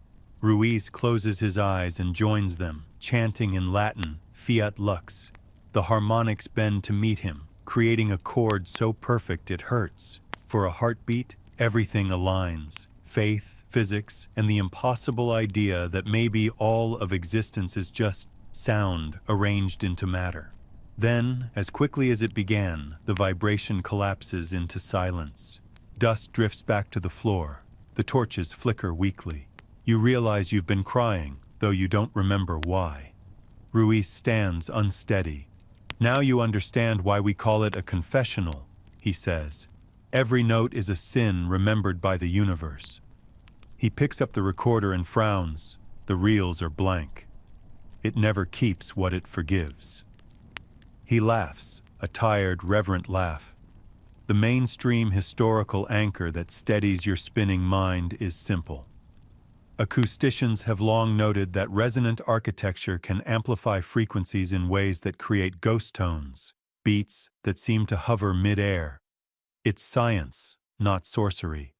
And yet no laboratory has ever captured harmonics like the ones you just felt in your bones. You suspect the Vatican won't either. Some truths are built to vanish on contact. You climb back toward daylight.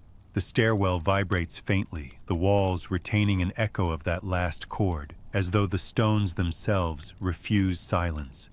When you emerge into the garden, the morning light feels too thin, like paper stretched over a secret. Ruiz shields his eyes. "It never records," he murmurs again, half to himself. "Maybe we're the recording." He looks at you and smiles faintly. A cosmic confessional doesn't forgive or condemn, it archives. The words cling to you as you part ways. He disappears into the corridors, already shrinking back into the bureaucracy of faith, leaving you alone with the ringing in your ears. That evening, as the sun bleeds gold over the Tiber, you walk through St. Peter's Square. The crowd moves around you like waves, pilgrims, priests, tourists, each carrying their own frequencies of longing.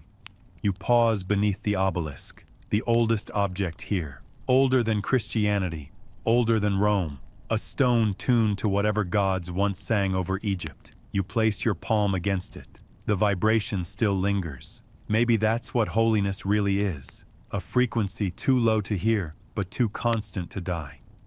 The fringe tidbit that flickers through memory comes from a marginal note in one of Marconi's surviving letters.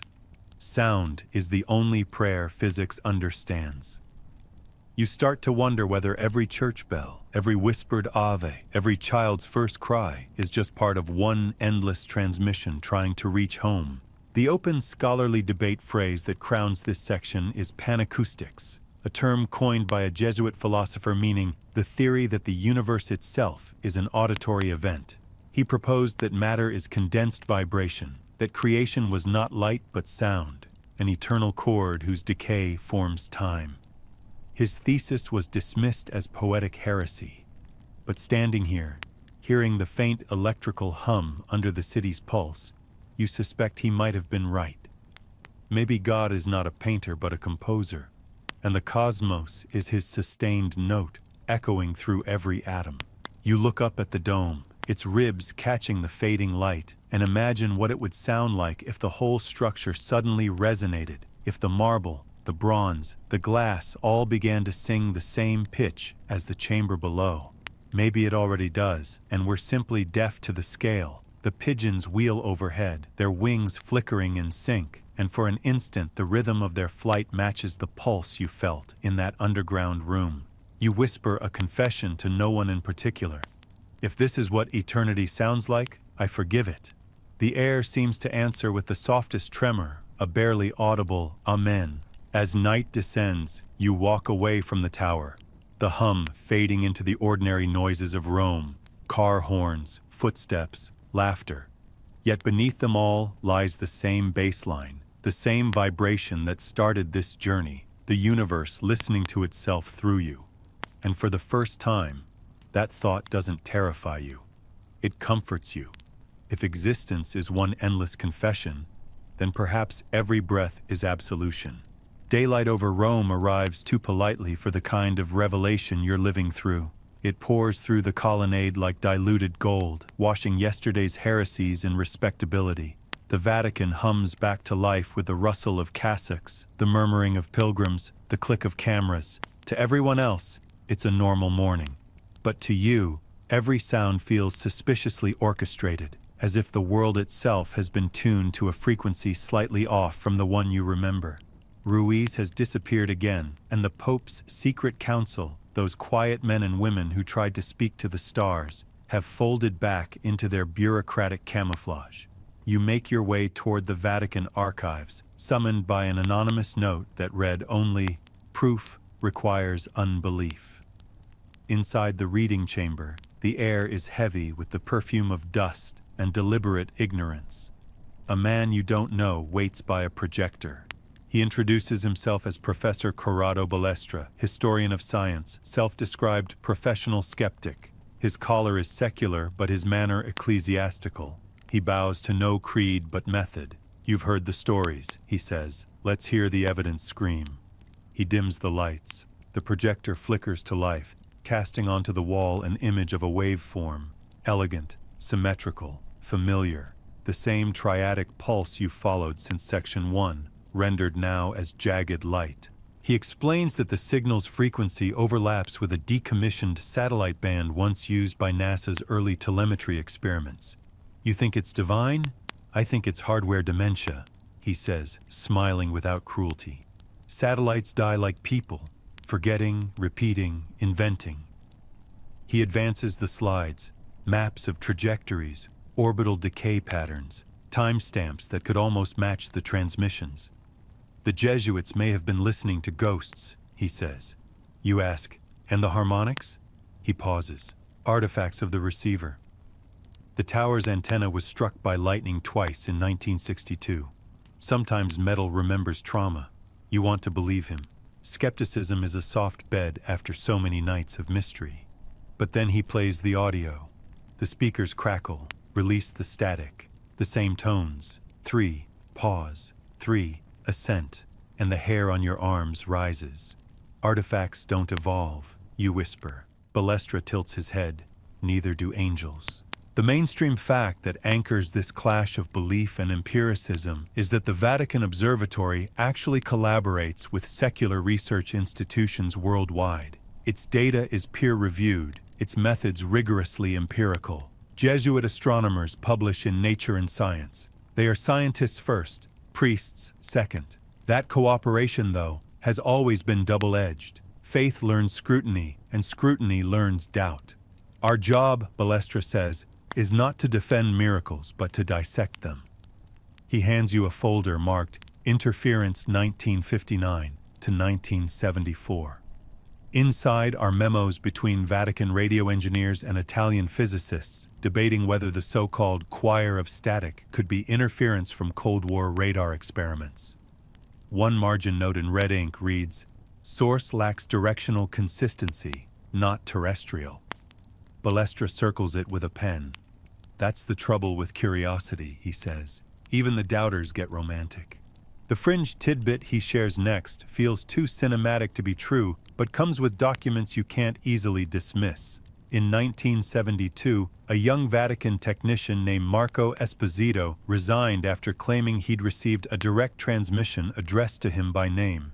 He later founded an experimental sound lab in Turin and released a record titled Angeli Digitali, a minimalist composition built entirely from processed static.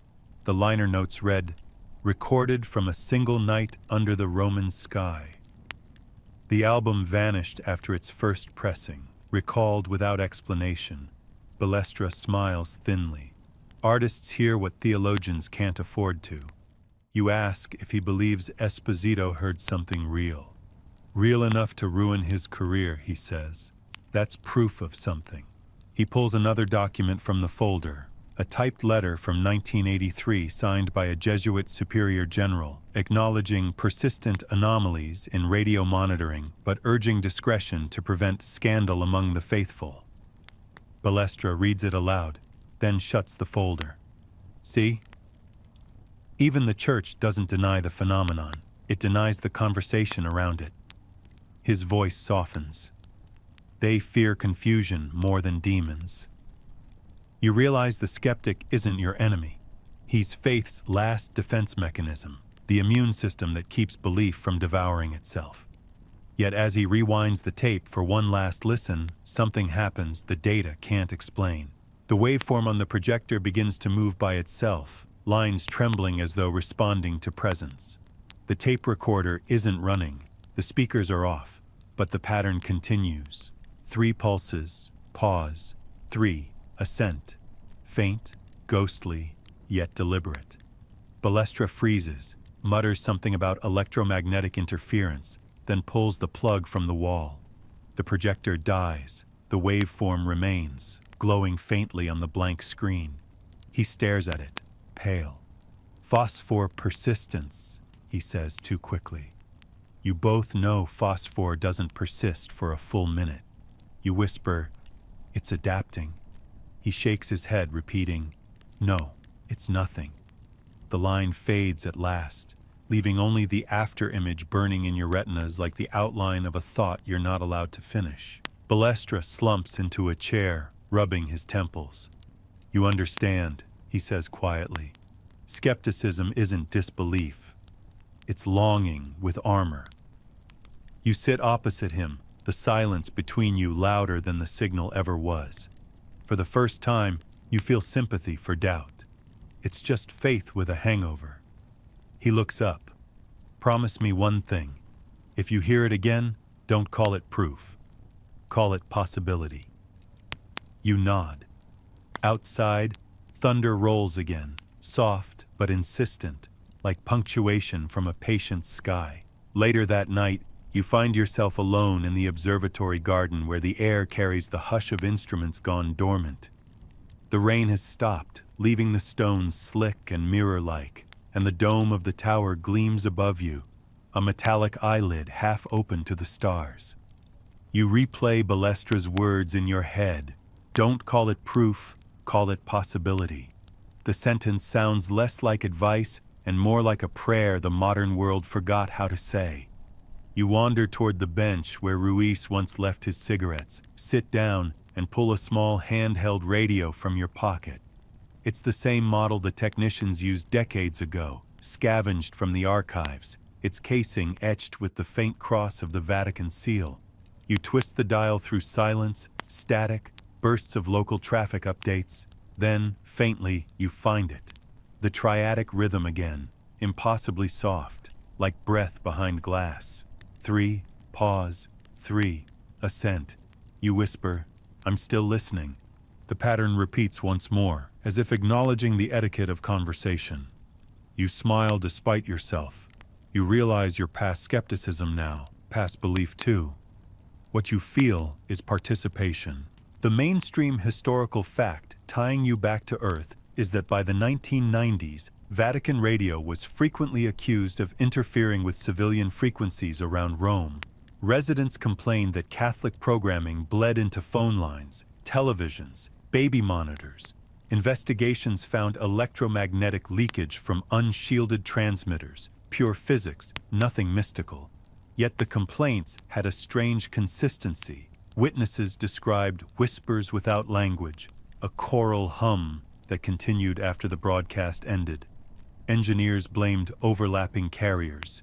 But sitting here, you hear it and know that interference is just another word for overlap, for worlds brushing against each other. You note absently that even when the station shut down for maintenance in 2012, reports of the hum never ceased. The machinery changed.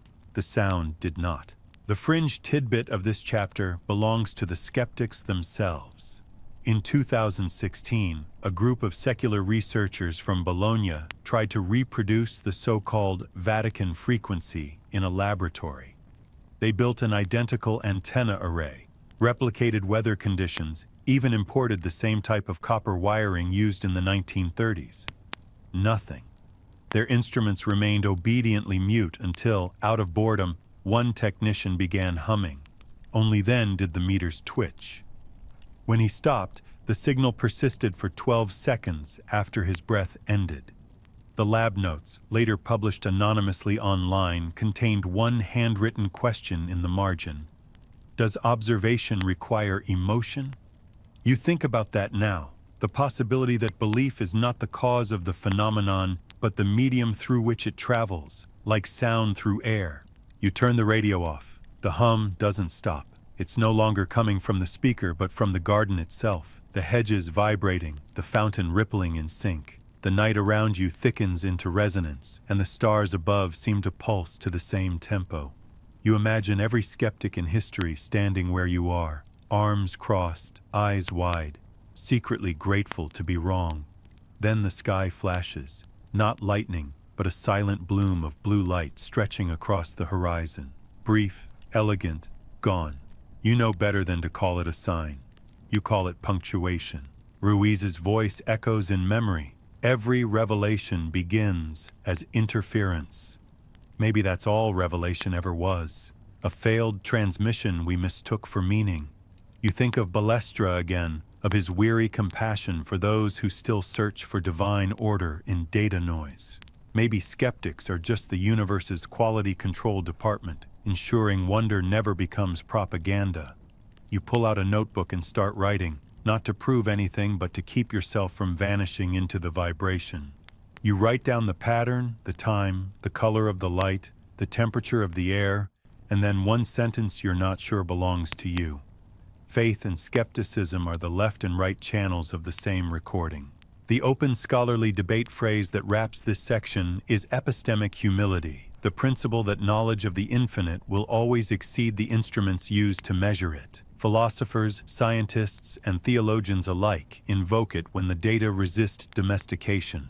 Tonight, you feel its weight like gravity. Maybe the point of the Vatican's centuries of silence wasn't secrecy, but reverence. The recognition that translation cheapens wonder. You close the notebook, slip the radio into your coat, and stand. The hum lowers in pitch, almost affectionate, as if thanking you for listening. On your way back through the courtyard, you pass a group of novices hurrying toward early prayers. One glances up, nods politely, then frowns at the faint buzzing in the air. Transformer noise, he mutters, more to reassure himself than to you. You nod because it's kinder than truth. The chapel bells begin to ring, their intervals matching the signal's pattern, and for a fleeting instant, the entire city harmonizes. Humans, machines, angels, skeptics, all vibrating in the same accidental key.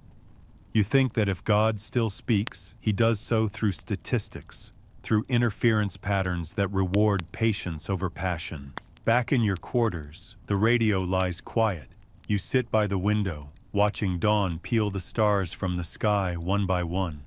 The hum lingers in your pulse, softer now, like a memory replaying from inside your blood.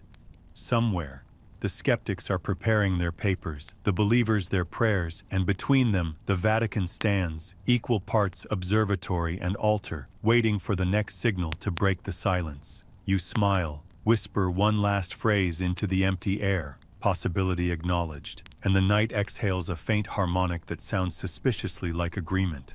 You wake before dawn, summoned by a phone call that sounds more like a confession than an invitation.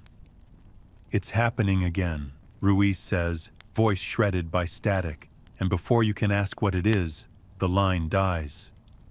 Half an hour later, you're in a Vatican car climbing the narrow road toward Castel Gandolfo, the papal summer residence perched over Lake Albano like a balcony between heaven and reflection.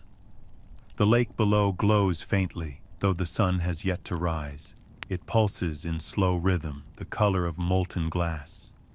A guard waves you through the gate without a word. Apparently disbelief has been suspended for the night.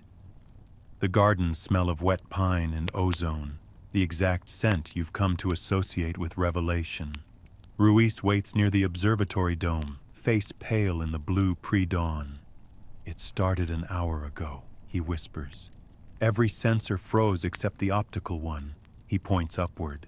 At first you see nothing but the usual scatter of stars, then a bloom, a sphere of light, steady, silent, hovering just above the tree line. It isn't blinding, only impossibly precise, as if someone had drawn a circle in the sky and forgotten to erase it.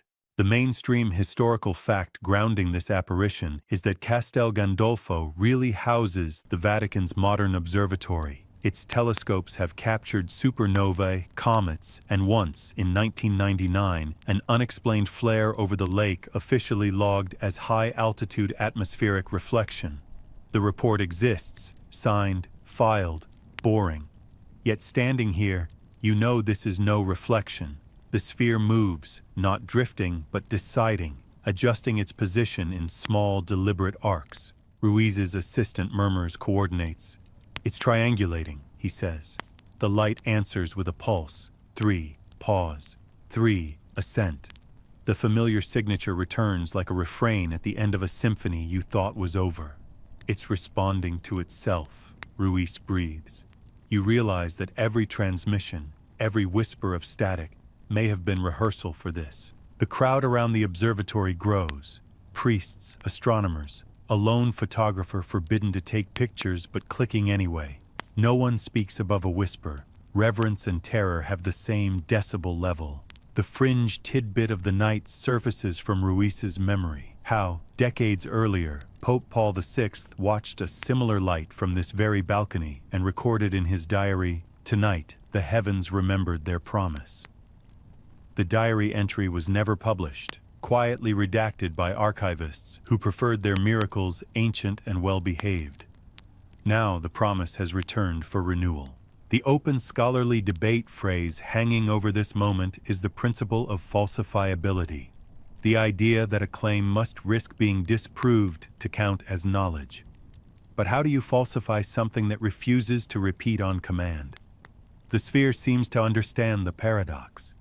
It dims when the telescopes aim directly, brightens when they avert. It behaves like modesty. Ruiz, ever the scientist priest, whispers equations under his breath, trying to translate awe into data. The Pope arrives quietly, wrapped in a plain cloak, no entourage. The crowd parts as if gravity itself made way. He looks up once, nods slightly, and says, "If they are brothers, let them know we are not afraid." His words drift upward, and the sphere answers with a slow rotation, unveiling a second glow within. A smaller core spinning counterclockwise, a heart within a heart. For a moment, the air vibrates in harmony with the movement, a low hum felt through shoes and teeth. You remember the cosmic confessional and realize the frequency is the same. The sky is confessing.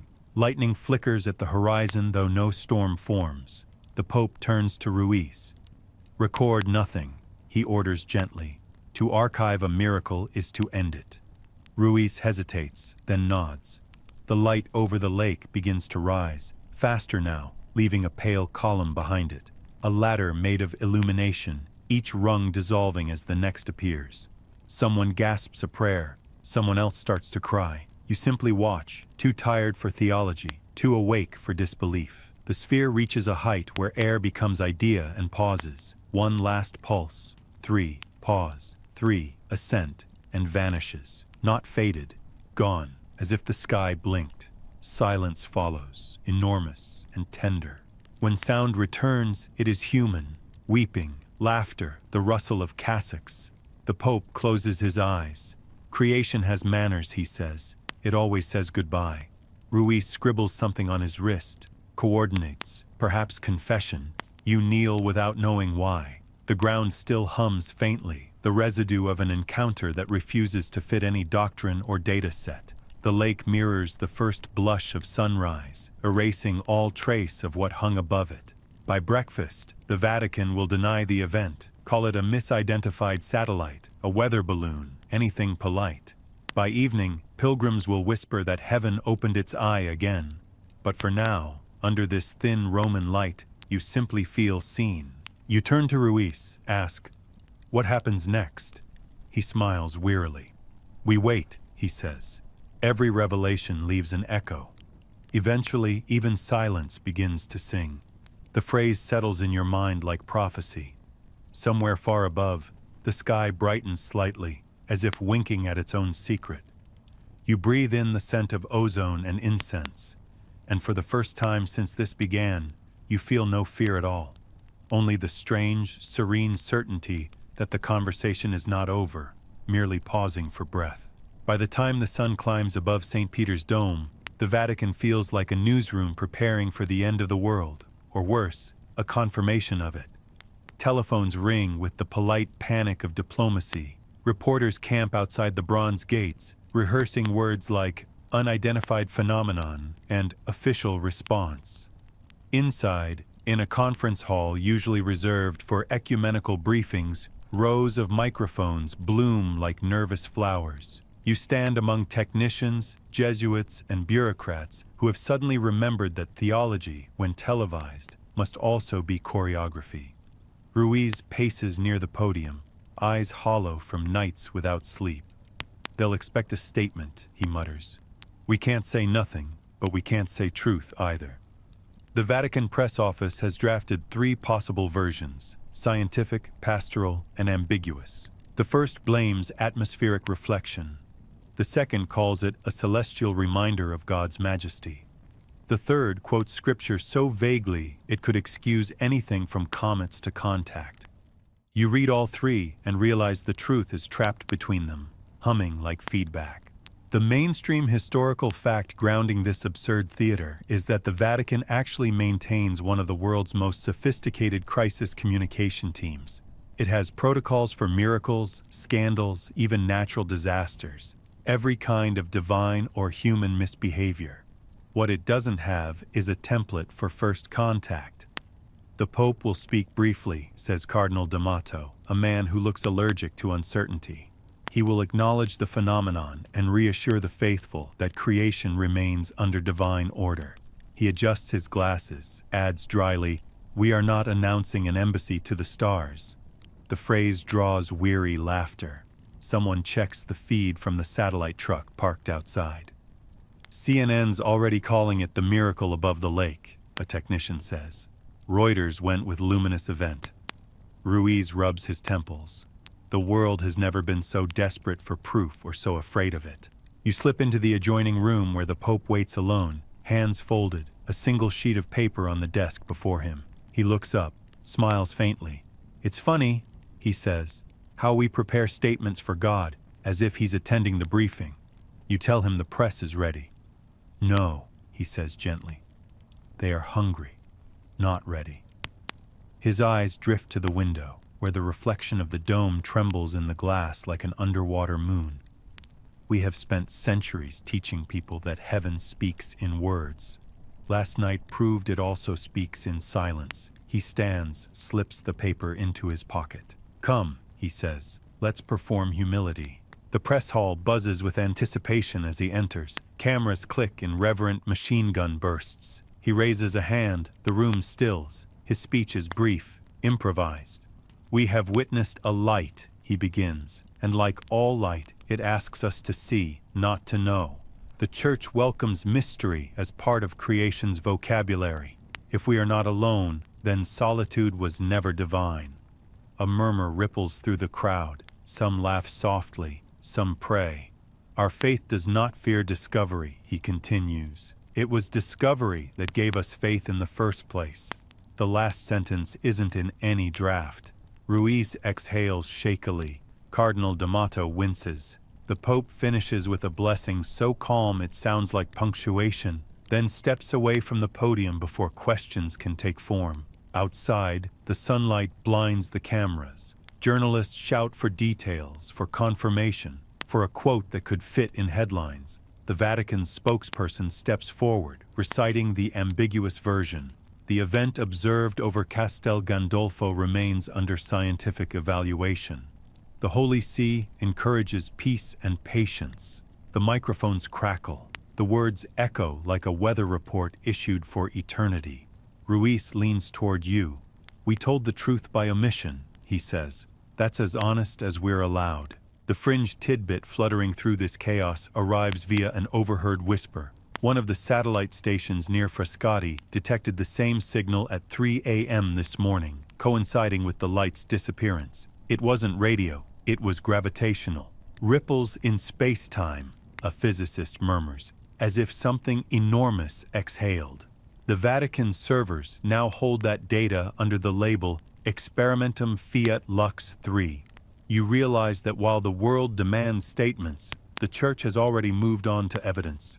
Back in the courtyard, reporters swarm pilgrims, desperate for witnesses. An elderly nun says she saw angels. A tourist swears it was a drone. A child insists it was the sky waking up.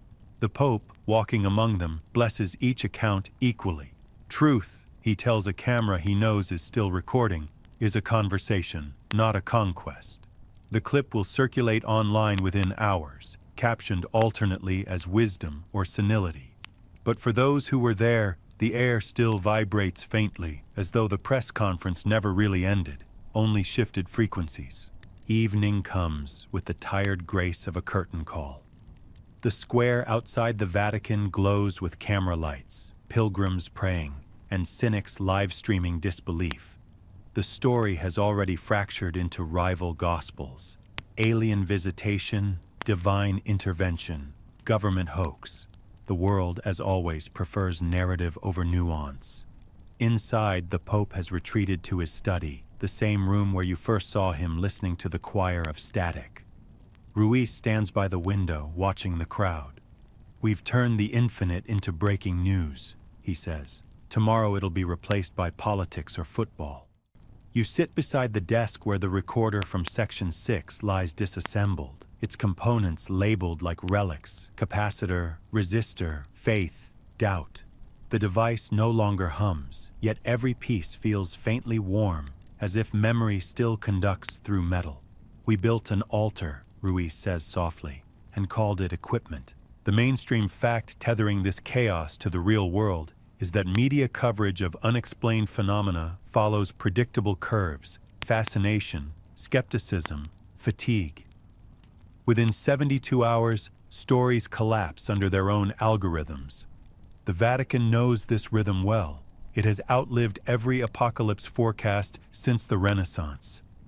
"They'll forget," Ruiz says. "We're safe." But the Pope, entering quietly behind him, shakes his head. "No," he says. "For once, forgetting will not be enough." He places a small envelope on the desk, unsealed.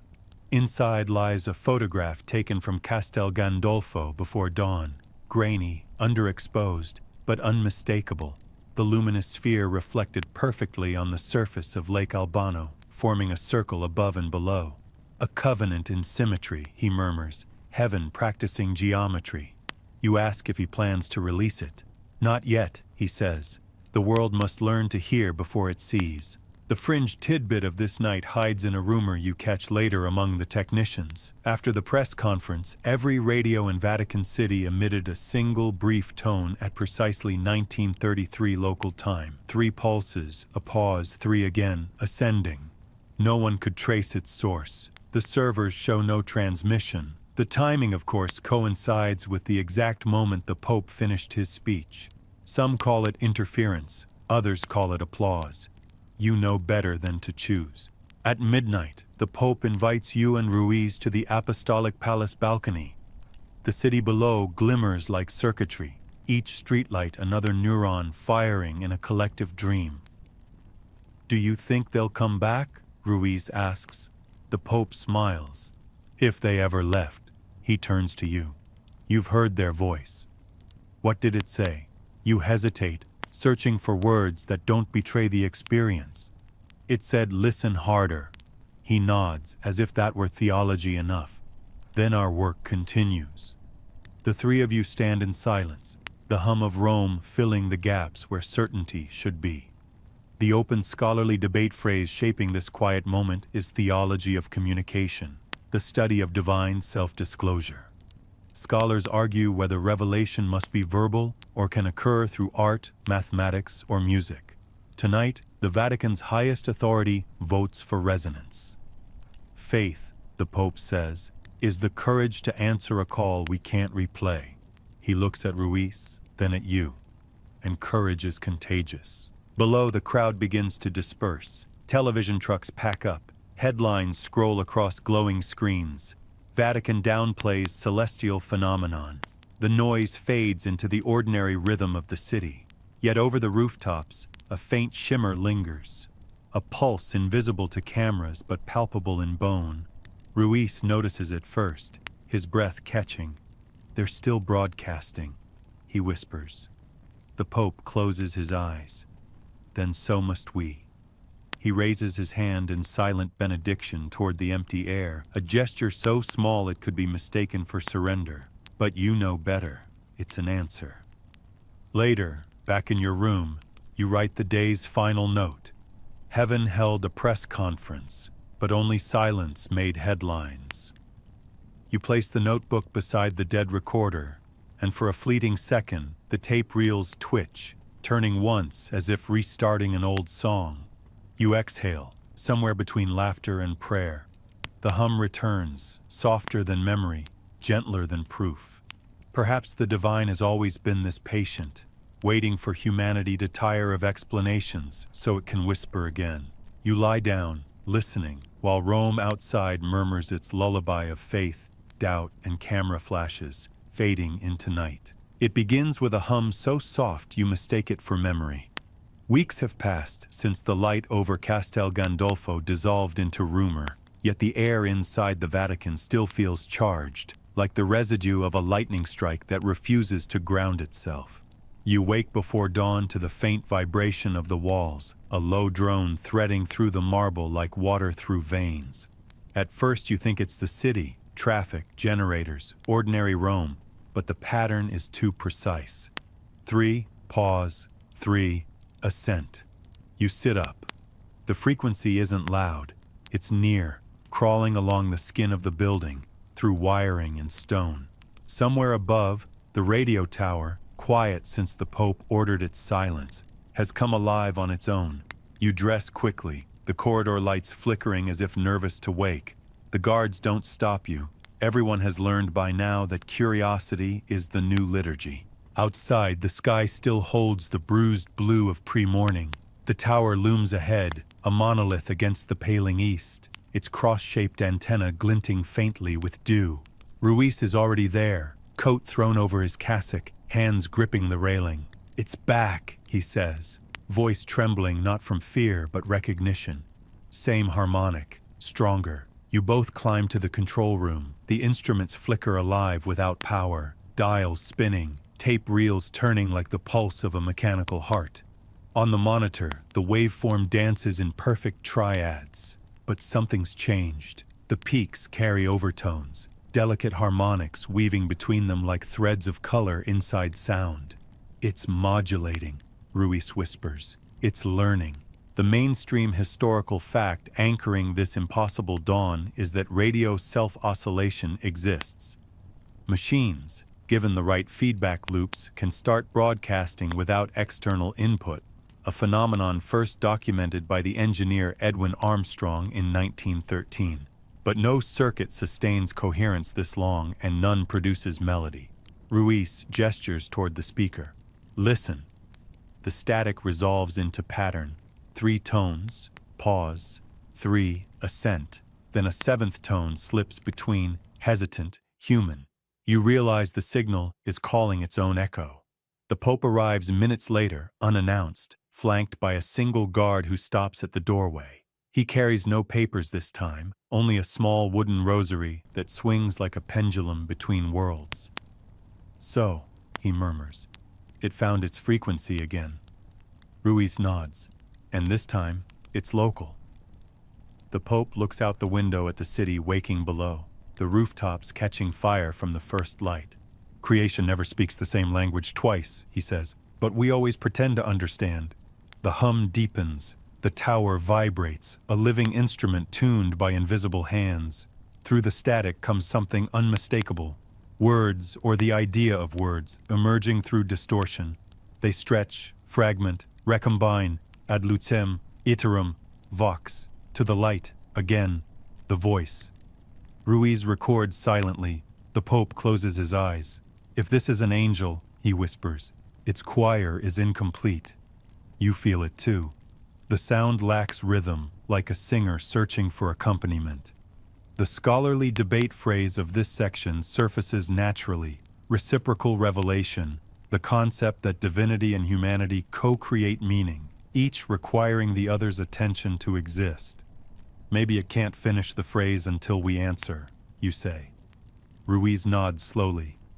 "Then answer." You step toward the microphone. Your reflection in the glass looks less like a person than a shadow given purpose. "We hear you," you say. The sound vanishes instantly. Silence stretches, immense and almost mocking. Ruiz exhales, defeated. It's gone. But then the monitors flare. New waveform, smoother, stronger. The voice returns, clearer now, not from the speakers but from everywhere. The metal walls, the air, even the floor. It speaks in rhythm more than language, but the cadence resolves into sense. Not gone. Listening. The words land directly inside you, bypassing the ear. The Pope grips the railing, his knuckles whiten. It's here. The light in the room flickers, not randomly, but in measured intervals matching the pulse. 3, pause, 3, ascent. The tower outside hums like a cathedral pipe struck by invisible breath. Ruiz begins to weep, not fear, but relief. It wanted an audience, he says. Dawn again, though this one arrives without ceremony, just a thin wash of silver over the dome, light diffusing through mist like breath through linen. The tower is silent now. After the last transmission, every circuit burned out, every dial froze mid-reading, as if the machinery had decided to keep its secrets.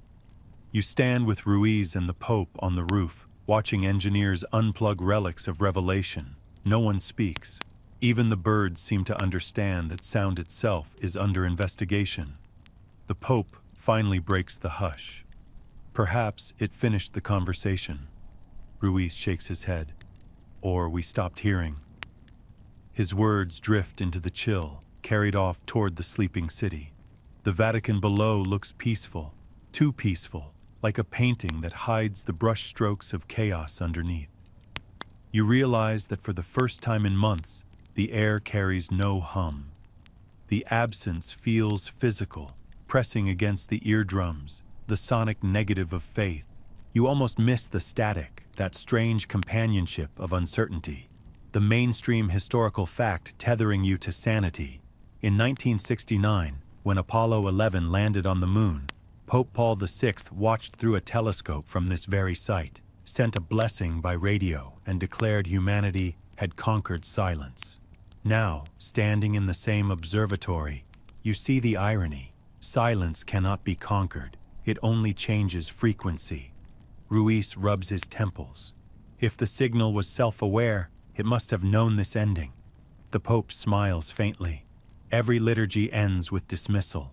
Perhaps the universe has just said, go in peace. The idea feels too large and too kind. You look at the dead instruments, screens still showing ghost images of the waveform, phosphorescent afterglow trembling like the echo of thought. Do we tell the world, you ask? The Pope shakes his head. We already did. They called it fiction. He walks away slowly, hands clasped behind his back as though leading a procession of disbelief. The fringe tidbit that creeps into your mind. Somewhere in the archives lies a sealed note written by Guglielmo Marconi before his death. It reads, "The perfect receiver will be human, the final transmitter, silence." You finally understand what he meant. Maybe the signal was never external. Maybe it was a mirror angled through physics, reflecting consciousness back to its source. Ruiz stares at the dawn, eyes hollow. It was beautiful because it refused translation. You nod, remembering every section of this long, unraveling story. The manuscript angels, the cosmic choir, the light above the lake, the press conference disguised as prayer. Each event feels like a verse in the same hymn, one written to be forgotten after it's sung. Below, Rome begins to wake. Scooters, vendors, the first impatient horns. The noise feels sacrilegious, yet comforting, proof that ordinary life has reclaimed the frequency. The Pope descends the stairs. You and Ruiz follow. In the hallway, technicians carry away the dead recorder, its reels finally still. You touch it gently as it passes, warm somehow. Maybe memory lingers longer than current. Ruiz turns to you. What now? You think about the countless files, the missing tapes, the light that may never return. We wait, you say, echoing his own words from section 12. Silence is never final.